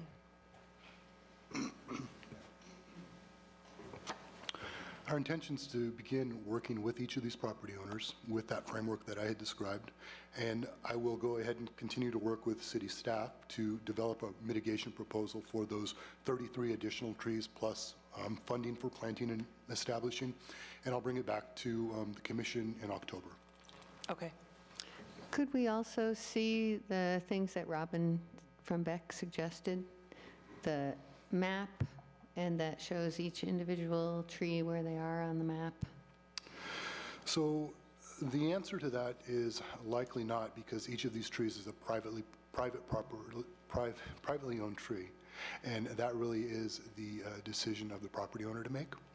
That's not something that PG&E can make for the property owner. I wasn't asking, for a decision, just to see what is where, and where the city line ends, where it's county, where it's city. Oh, yeah, I can absolutely. Where the trees are located. Oh, if it's just like the general, like where does the city boundary end and county start, absolutely, we can provide that. I'm sure Eric probably even has that as well. The trees that we're talking about tonight are all within city limits. Okay. To comment, though, Commissioner Rude, you might have heard something that differently than I heard it.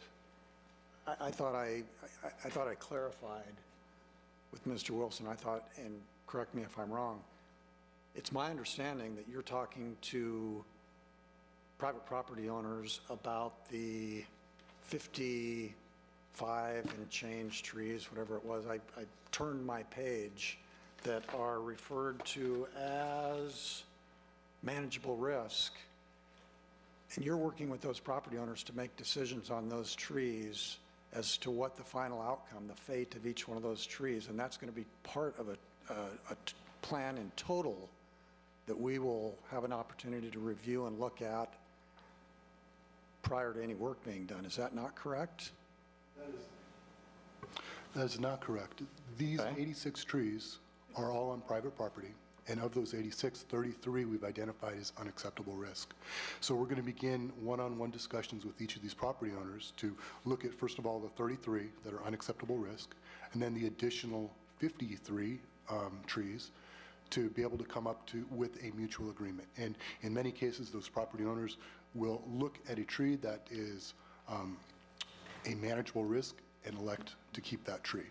So as we work through that process, I will continue to keep city staff updated on whatever the total tree count ends up being. I hope that answered your question. No. It didn't? So let me throw in here, hypothetically, let's say I'm one of those 10 property owners, and we meet Upper Crust tomorrow, and I say, have at it, take them all out. You could start the next day. That's correct. And you would start the next day. You wouldn't make it, you wouldn't present back to the city staff at a minimum the plan in total before you commence the plan? Well, that's really what this list of trees is the plan and the total of the trees. So once we start working with the property owners, we'll go ahead and work again one-on-one with them to get an agreement in place. And then as trees are removed, if the property owner doesn't want to replace them on that particular property, we'll ask if they want to elect to offer them to the city.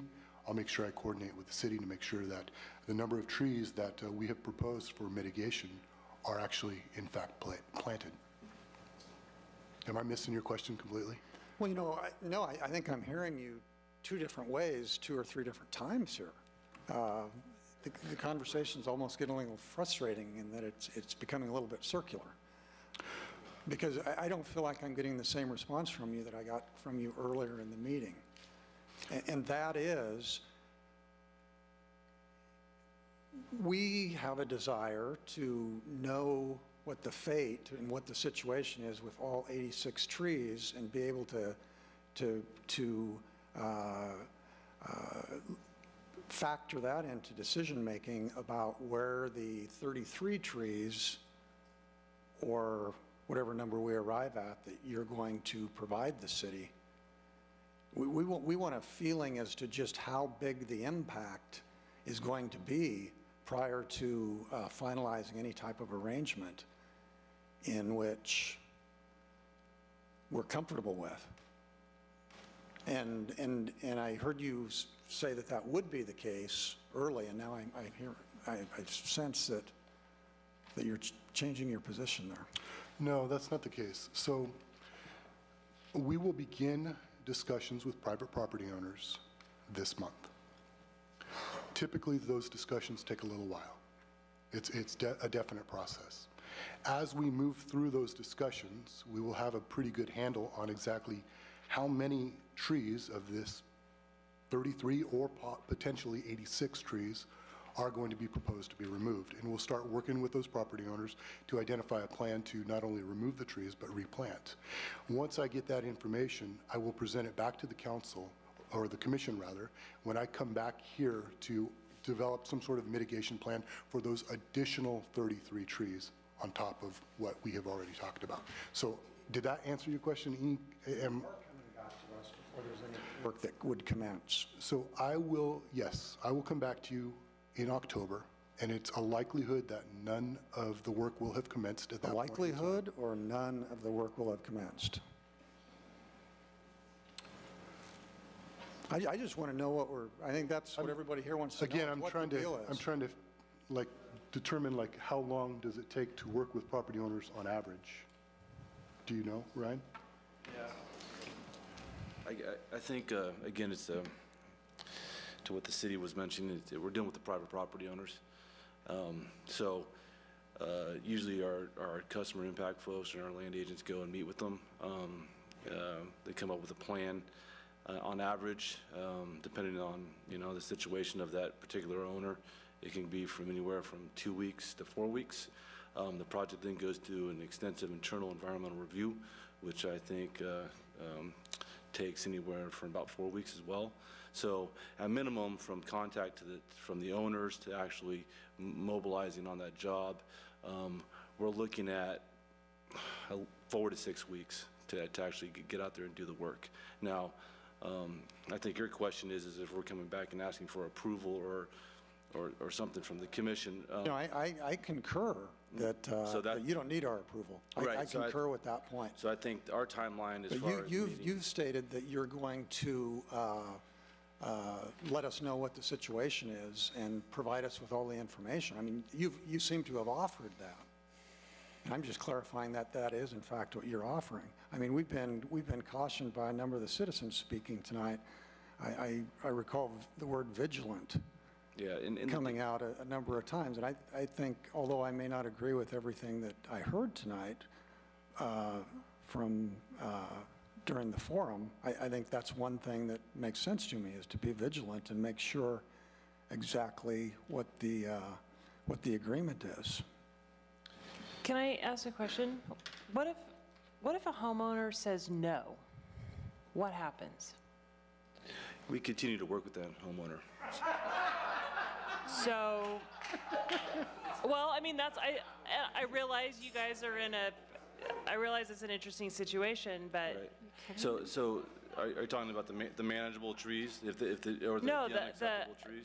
the unmanageable trees, the ones that you want to remove. So if it is, within that 5 feet of the pipeline, and the homeowner does say no, so is it something that there's no recourse for them because it is private property, that you have the easement right away? Is that? Well, the easement is shared responsibility, and there's land rights associated with it, obviously. But by no means are we, I know there's been a lot said, there's fundamental differences between the work that was occurred in Oroville and the work that we're proposing right here. Specifically, it's a land rights thing, franchise versus private property. So again, I'm talking from a forestry and operational perspective, but as our teams work with that homeowner who is against the work, I guess you could say, we're not going to go just start doing the work. We're going to continue to discuss the work with them to come up with a plan to get to a common grounds. I mean, that's our goal here. And as much, that is our goal. So I think part of what you're hearing here that, I obviously haven't said a lot, I've been doing a lot of listening, and I'm kind of starting, I think you guys have a trust issue. I think that's clear to everyone in this room.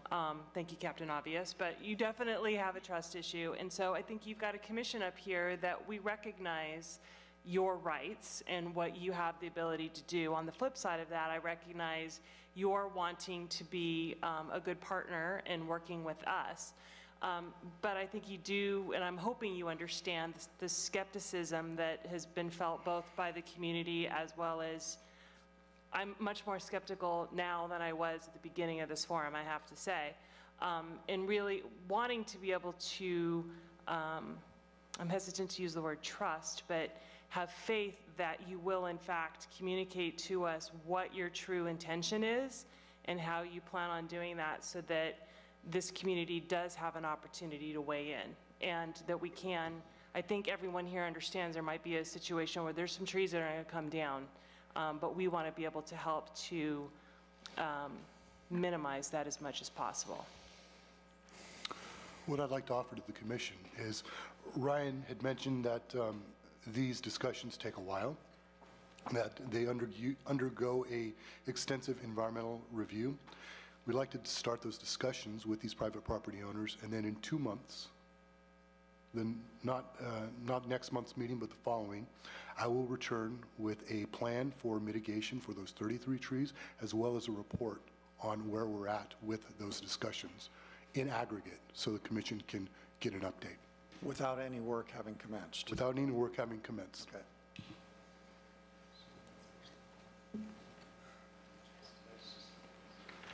So I don't want to beat a dead horse, and I do really appreciate you guys being more open with us and the new style. I think it's way better.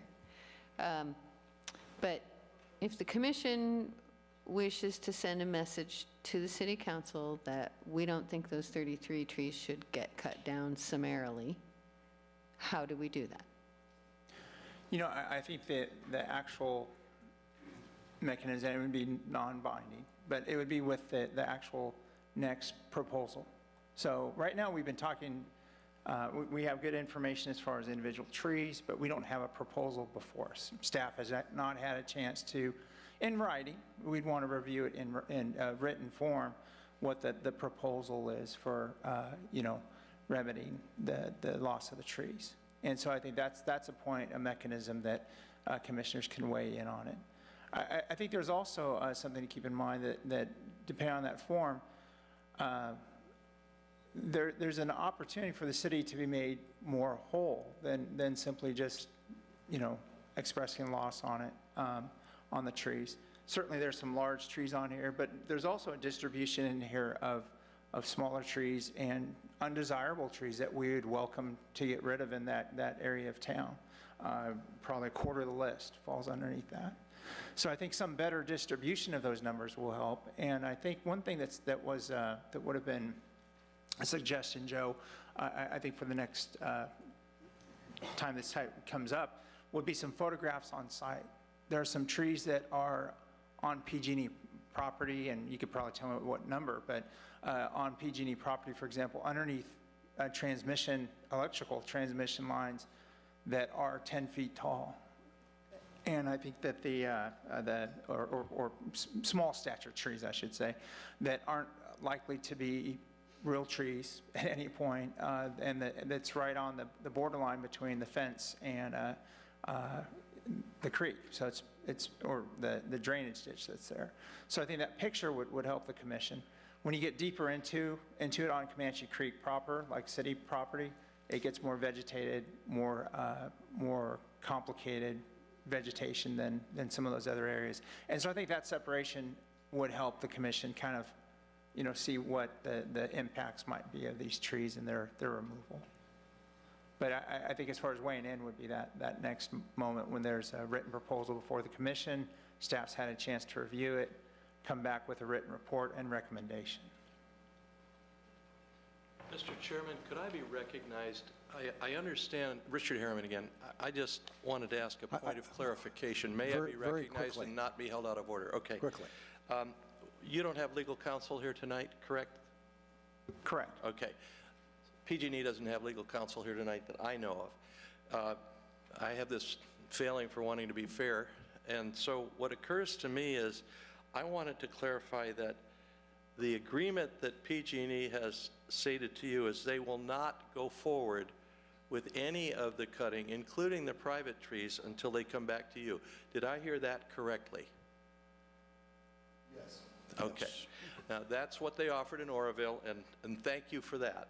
Number two, Mr. Wilson referenced a term of extensive environmental review, and I'm not aware that any environmental review process has been noticed on this, so perhaps the chair might ask Mr. Wilson to clarify what he means by extensive environmental review and by whom. Thank you, Mr. Harriman. Would you like me to answer that? Certainly. I'll go ahead and turn it over to our environmental expert, Dustin Joseph. Good evening. I'm a senior land consultant in charge of the CPSI team, and my team reviews all of the projects before we go to construction. But to answer the gentleman's question, is CEQA is applicable when you have a discretionary action.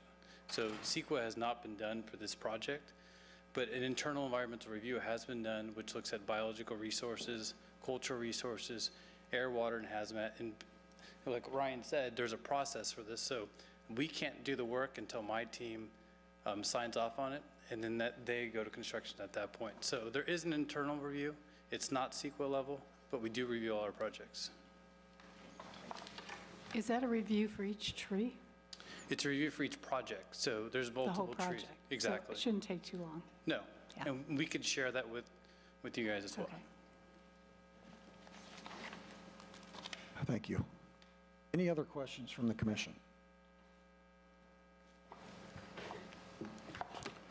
Go ahead, Mr. Wilson, if you'd like to speak. Thank you. So I just wanted to clarify again that 2 months from now, I will be bringing to the commission an action item that will address a mitigation proposal for mitigation within the city. I do want to clarify that we are abiding by the intent of the tree code, that the tree code would normally require a developer doing a similar project to plant 24 additional trees. This has the potential of adding 99 trees, or having a total of 99 trees to the city canopy. I also want to clarify that 2 months from now, I will be returning with some information about how discussions with our property owners have gone, and really what is the total tree count that we're at.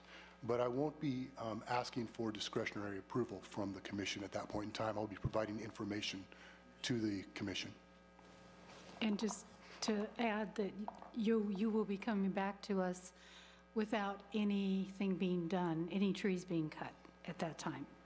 That is correct. I will be providing the information to the council that, hey, this is what the product of our conversations with our private property owners have been. This is what the total tree count is. And then we'll also be bringing back some mitigation options for the city to consider. Thank you for that clarification. All right. Appreciate everybody coming out this evening. do really feel that this was very illuminating, and I mean that sincerely. It was very interesting to hear all the different perspectives and all the different viewpoints. It was a good forum, and I look forward to going. I hope everybody feels like they were heard. We certainly tried to accomplish that, and going forward, we will look forward to hearing more about this. I don't think this is the last we've discussed this matter. Thank you. Thank you. Moving on to the next item on the agenda, if I can find my agenda. It happens to be right here. Business from the floor. We will pause just for a moment and let the room evacuate there.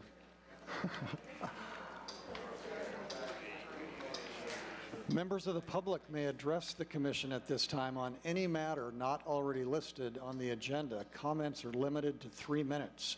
The commission cannot take any action at this meeting on requests made under this section of the agenda. Do we have anybody that's wishing to speak in this section of the agenda, business from the floor? Woody Elliott. Woody Elliott.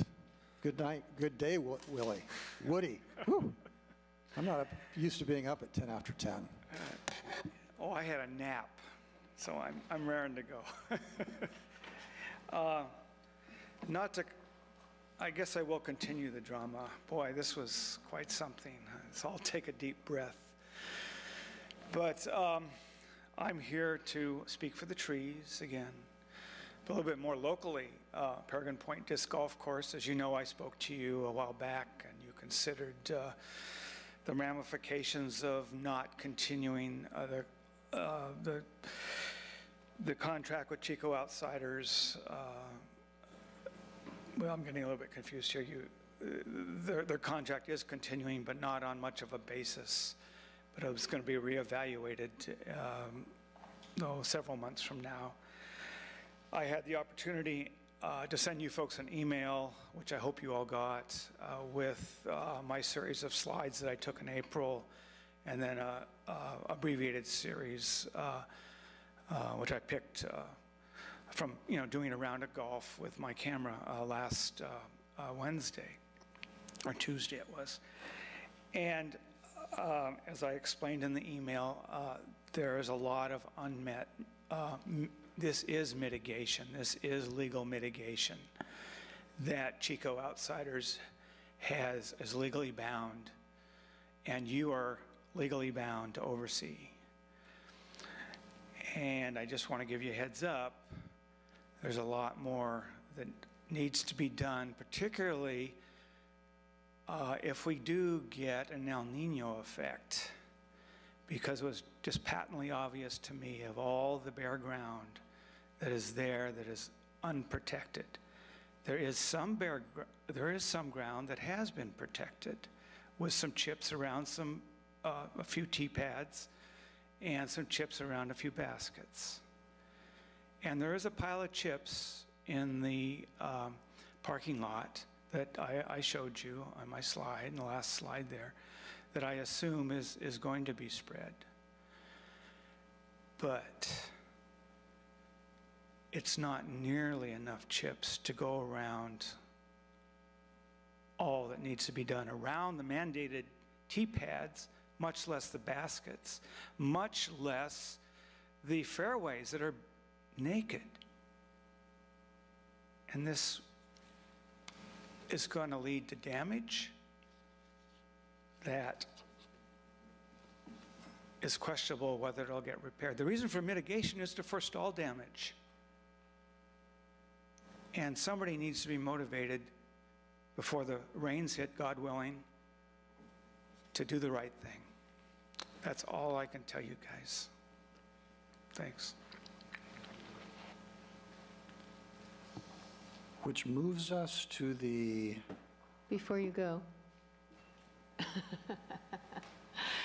So, Dan, I would like to ask if there's any way we can agendize the situation up there for the next meeting, possibly? It just seems like the Outsiders is really dropping the ball. Maybe I'm not seeing the whole picture, I don't know, but if they are dropping the ball, I think the sooner we call them to the table, the better off we're all going to be. Now, at this point, with the I think our last monitoring report was pretty clear about potential of where they are and their shortcomings. And so we are scheduling times to work with them to see if we can remedy it. The measure, the way this was set up wasn't to have, and commissioners probably remember this, it intentionally was set up to not have monthly progress reports on it, but that it'd be a little more monitored on an annual basis. And certainly with this adaptive management technique, we've tried to be in contact with them and schedule times. So I think what I'd like to do is continue reporting on progress, if any, that they make within the division report. And then at the end of the year, we'll have our monitoring report, and that will be completed, based on calendar year. And that will, yeah. Burden-wise on staff to agendize this when we have not that much to say about progress, we just don't have the staff to do it. And there's the big efforts need to be completed out there are moving the baskets. Mr. Elliott pointed out some of the wood chips. There's piles out there. They've been making progress on moving those wood chips out, and some other smaller improvements to the course they've been completing. But we're going to be doing with the fall weather, and this is a very typical pattern that not a whole lot of work gets done out there or on trails in general in the summer. We wait till the fall season to get that work initiated. So next few weeks will be critical on whether they are successful on pulling off their obligations out there. So am I correct in my sense that they've been, I don't know, in arrears, if you want to call it that, for more than a year? They've been making some progress. I think it's not at the level that we would expect. We'll see what happens in the next few weeks. Then, assuming the worst case scenario and they don't get much done in the next few weeks, then what are we going to do if it starts raining really hard? I think I'd want to withhold that until we get to that point. So certainly there would be other, it's speculation on this part, and I'm not comfortable doing that. Well, didn't we, for 6 months from that meeting, aren't we supposed to look at it again anyway, within 6 months to decide whether we're going to be continuing the contract? Yeah, just to know process-wise, we have two milestones coming up. One is the monitoring. It'll be the 5-year monitoring accumulation. So there will be some fair amount of time to put that together. And then associated with that, you're absolutely correct, is the agreement on that. So they're kind of both related, but that monitoring report will be the big milestone and actionable item, I think. Okay. That's not till next summer, correct? No, it'll be early 2016 when that report is brought to the commission. I guess I'm a little confused / concerned that this seems to be a burden on your staff when it's the outsider's responsibility. The monitoring falls on staff to complete. I mean the trail work and the spreading, and you're going to help them out with all it's a shared responsibility. If you look at if you look at the mitigations and responses, the 77 different mitigations that are in there, it has a responsible party on there. Some are city, some are outsiders. It's not all outsiders, and certainly, if we want them to be successful out there, they need that guidance.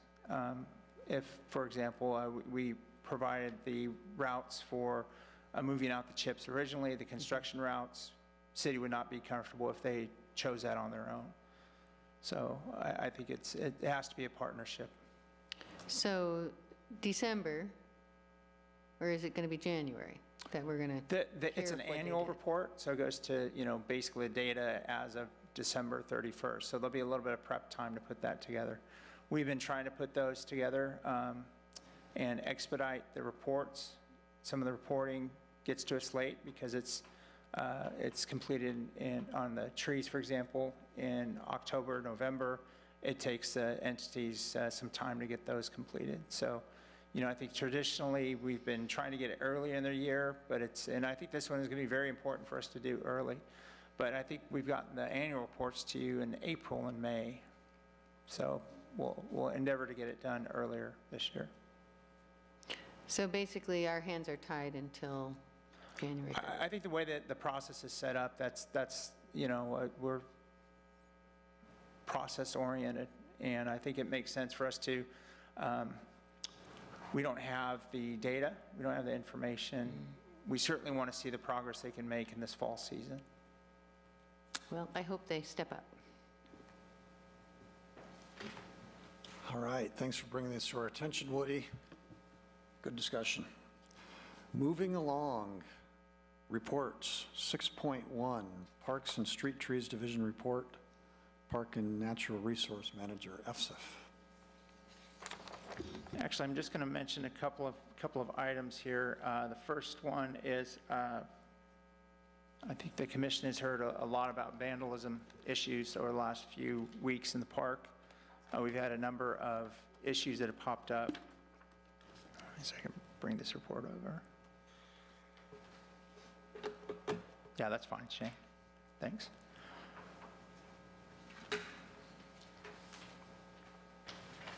So we have our division report.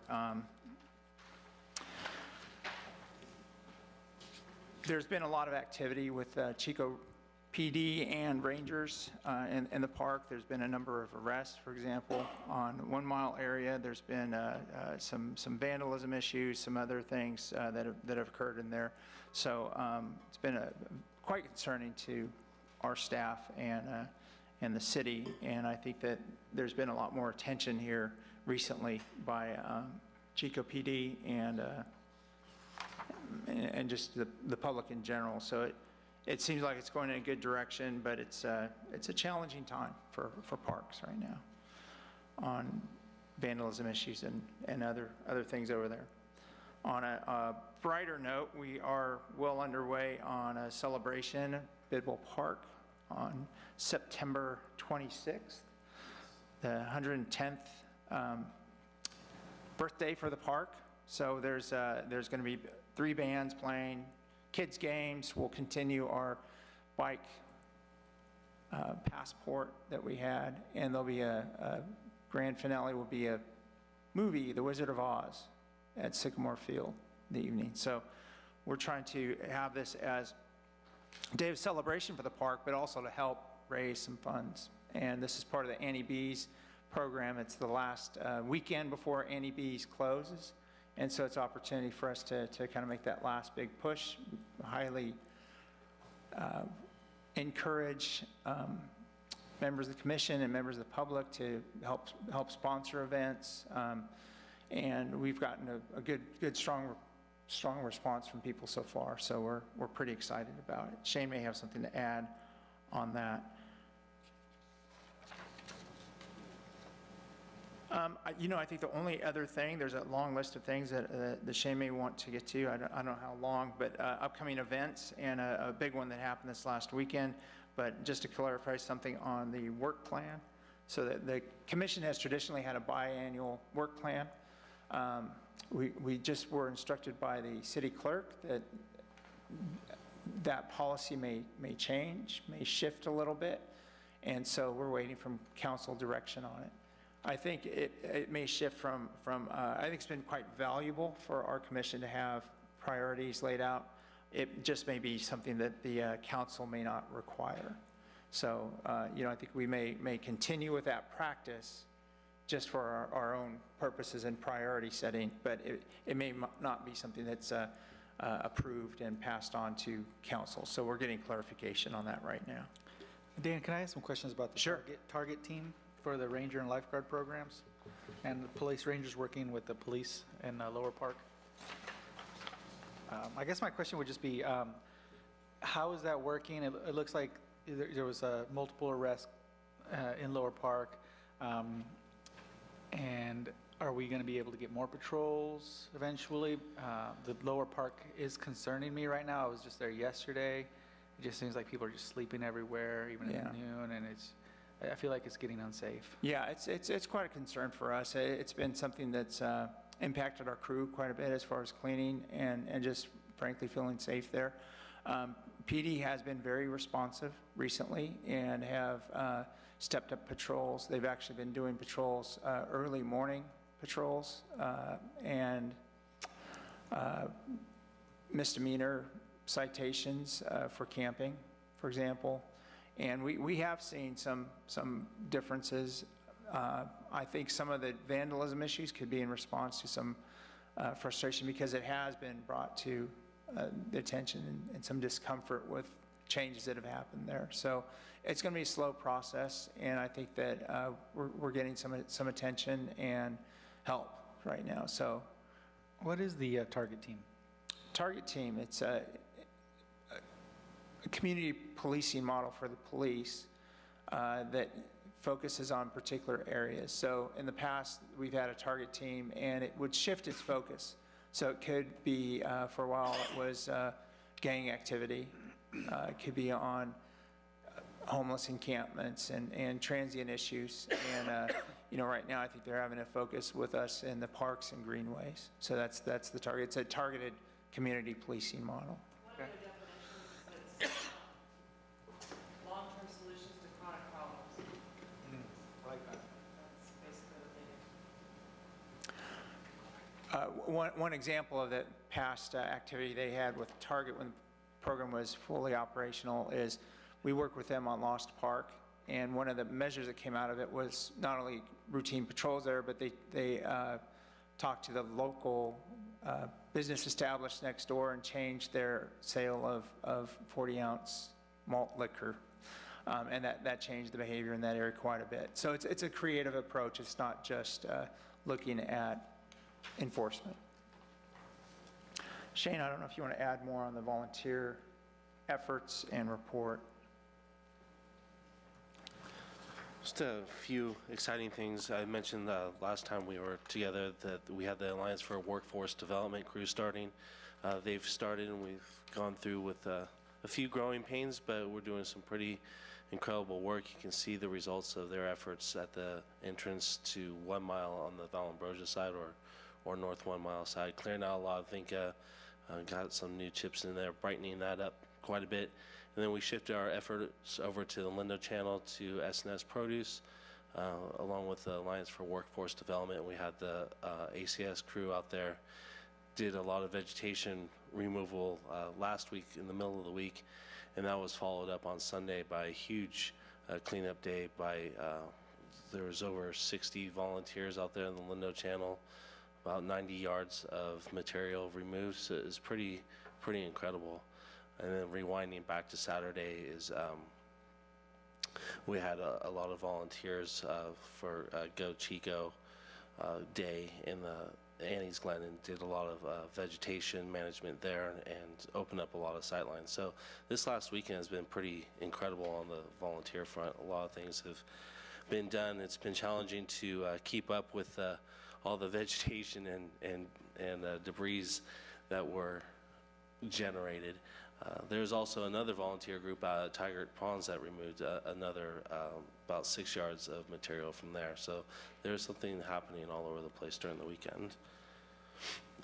Expect the same to continuing on into September. Several volunteer days, of course.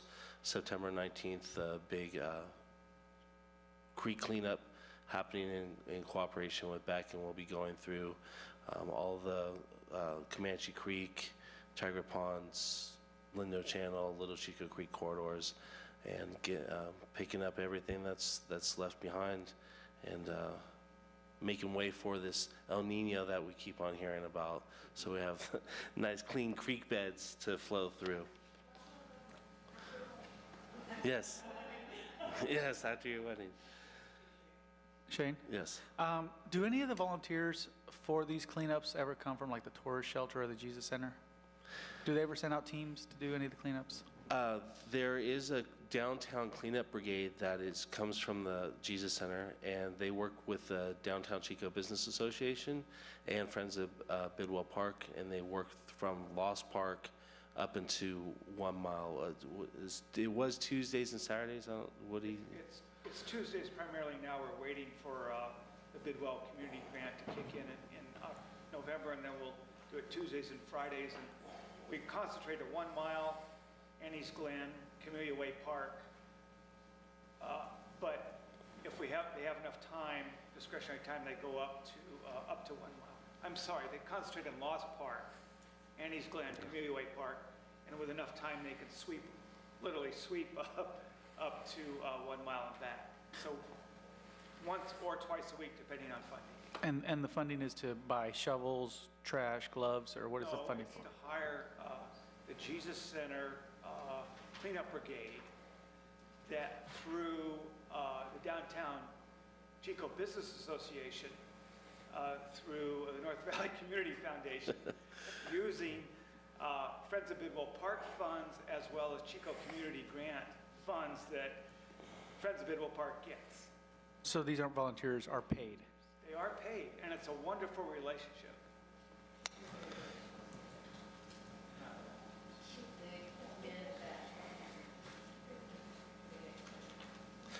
So as you've just heard, which I've found out fairly recently, is that the volunteer efforts in Chico are all, it's a big collaboration with everybody, which is fantastic.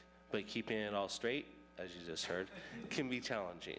You know, I'm curious, and I bet you it's really hard because there is so much going on, but are we trying to clock how many hours? Because as a community, it is pretty incredible when you look at everything that's happening, whether it's cleanups, cleanup brigades, downtown ambassadors, clean and safe. I mean, there's just a lot of groups doing a lot of work out there. So on part of the report on this makeshift Excel sheet is an attempt to do that, and each month it's becoming more and more complete. I'm looking forward to working with a more online type of a program, getting closer and closer every day with Race Planner. Actually, our agreement is in review with the city attorney's office right now, just to make sure all the I's are dotted and T's are crossed, and that will be a much easier way for us to keep track very accurately. I'm also reaching out to the crew leaders for each of these different organizations and trying to figure out a time where we can get together once a month just to check in with each other, see where we are, and do some hours collection at that time. You're welcome. And one thing that it just keeps on surprising me, every quarter, Park Watch, they keep on upping their hours. So this time, it's 1,614 hours per month is what their average was for May, June, and July. So that's, about 130 Park Watchers. They're doing about, broken down, 8 hours a month each, or even more.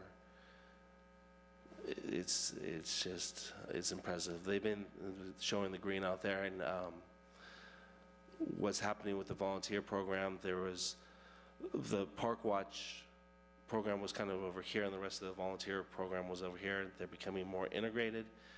So I think that's part of the rise in the Park Watch hours too, because they're getting involved with other activities that were normally just restricted to the other volunteers that were working in the park. So Park Watchers are realizing, hey, I can go out and help with something at Comanche Creek. So it's been a lot of fun bringing that together. And finally, the last part of my report. On the back page of your division report, something a little fun, you can make photocopies of it and pass it out to all your friends. A little donation card for Caper Acres. So we're still maintaining our fundraising efforts on that through NEBs and beyond. Caper Acres needs a lot of help, so spread the word, please. It's Previously old unreleased. recycled. Yes. Could we talk about the hazmat situation at Cape Breakers? Dan can speak to that. I can speak to that. Okay. So this obviously happened after we had the division report come out, but we had a potential hazmat situation with material dumped on fence posts and granular material on the ground and other surfaces. near Caper Acres. So our maintenance crew, one of our maintenance crew members noticed it, saw something amiss, reported up to his supervisor, reported to me. We pulled in fire, and the hazmat crew responded. Worked very well with Chico Fire on the incident. So they were able to do a quick analysis on the two different substances, and we were able to identify it, come up with a couple of game plans on it, clean up, and just sort of making sure that it was safe for the public. So that was cleaned up pretty promptly that same day and removed. Looked like it was of the material. One was, you know, we're speculating on it, but think it might be someone that it was clean out a garage type thing. Thought they would help our wood treatment by putting this material on air, but we really can't have anything we don't know in the park, and especially area next to Caper Acres. So it was cleaned up, and it looks like we are going to be able to, you know, keep the fence posts and all of that in place. So how much material was it? Hard to say. It was enough to warrant a call, right? Oh, absolutely, yeah. And it's not only material. If we see any sort of foreign substance that we can't easily identify, and it's a targeted area, it raises our concern, and so we will respond to it. We get lots of materials, you know, greenways and all of that, those types of things. We are able to, either it's in the same container, we go through a process on that, on disposing it safely. This is an unknown substance in a very well-used area. So Thank you. That's why it elevated up. Thanks.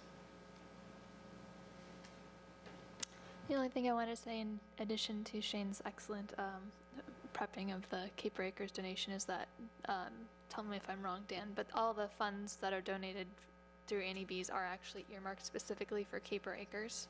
So when they're doing that type of donation thing, it goes specifically to the playground. And I think that was an important thing that I've been telling people that the commission could also share.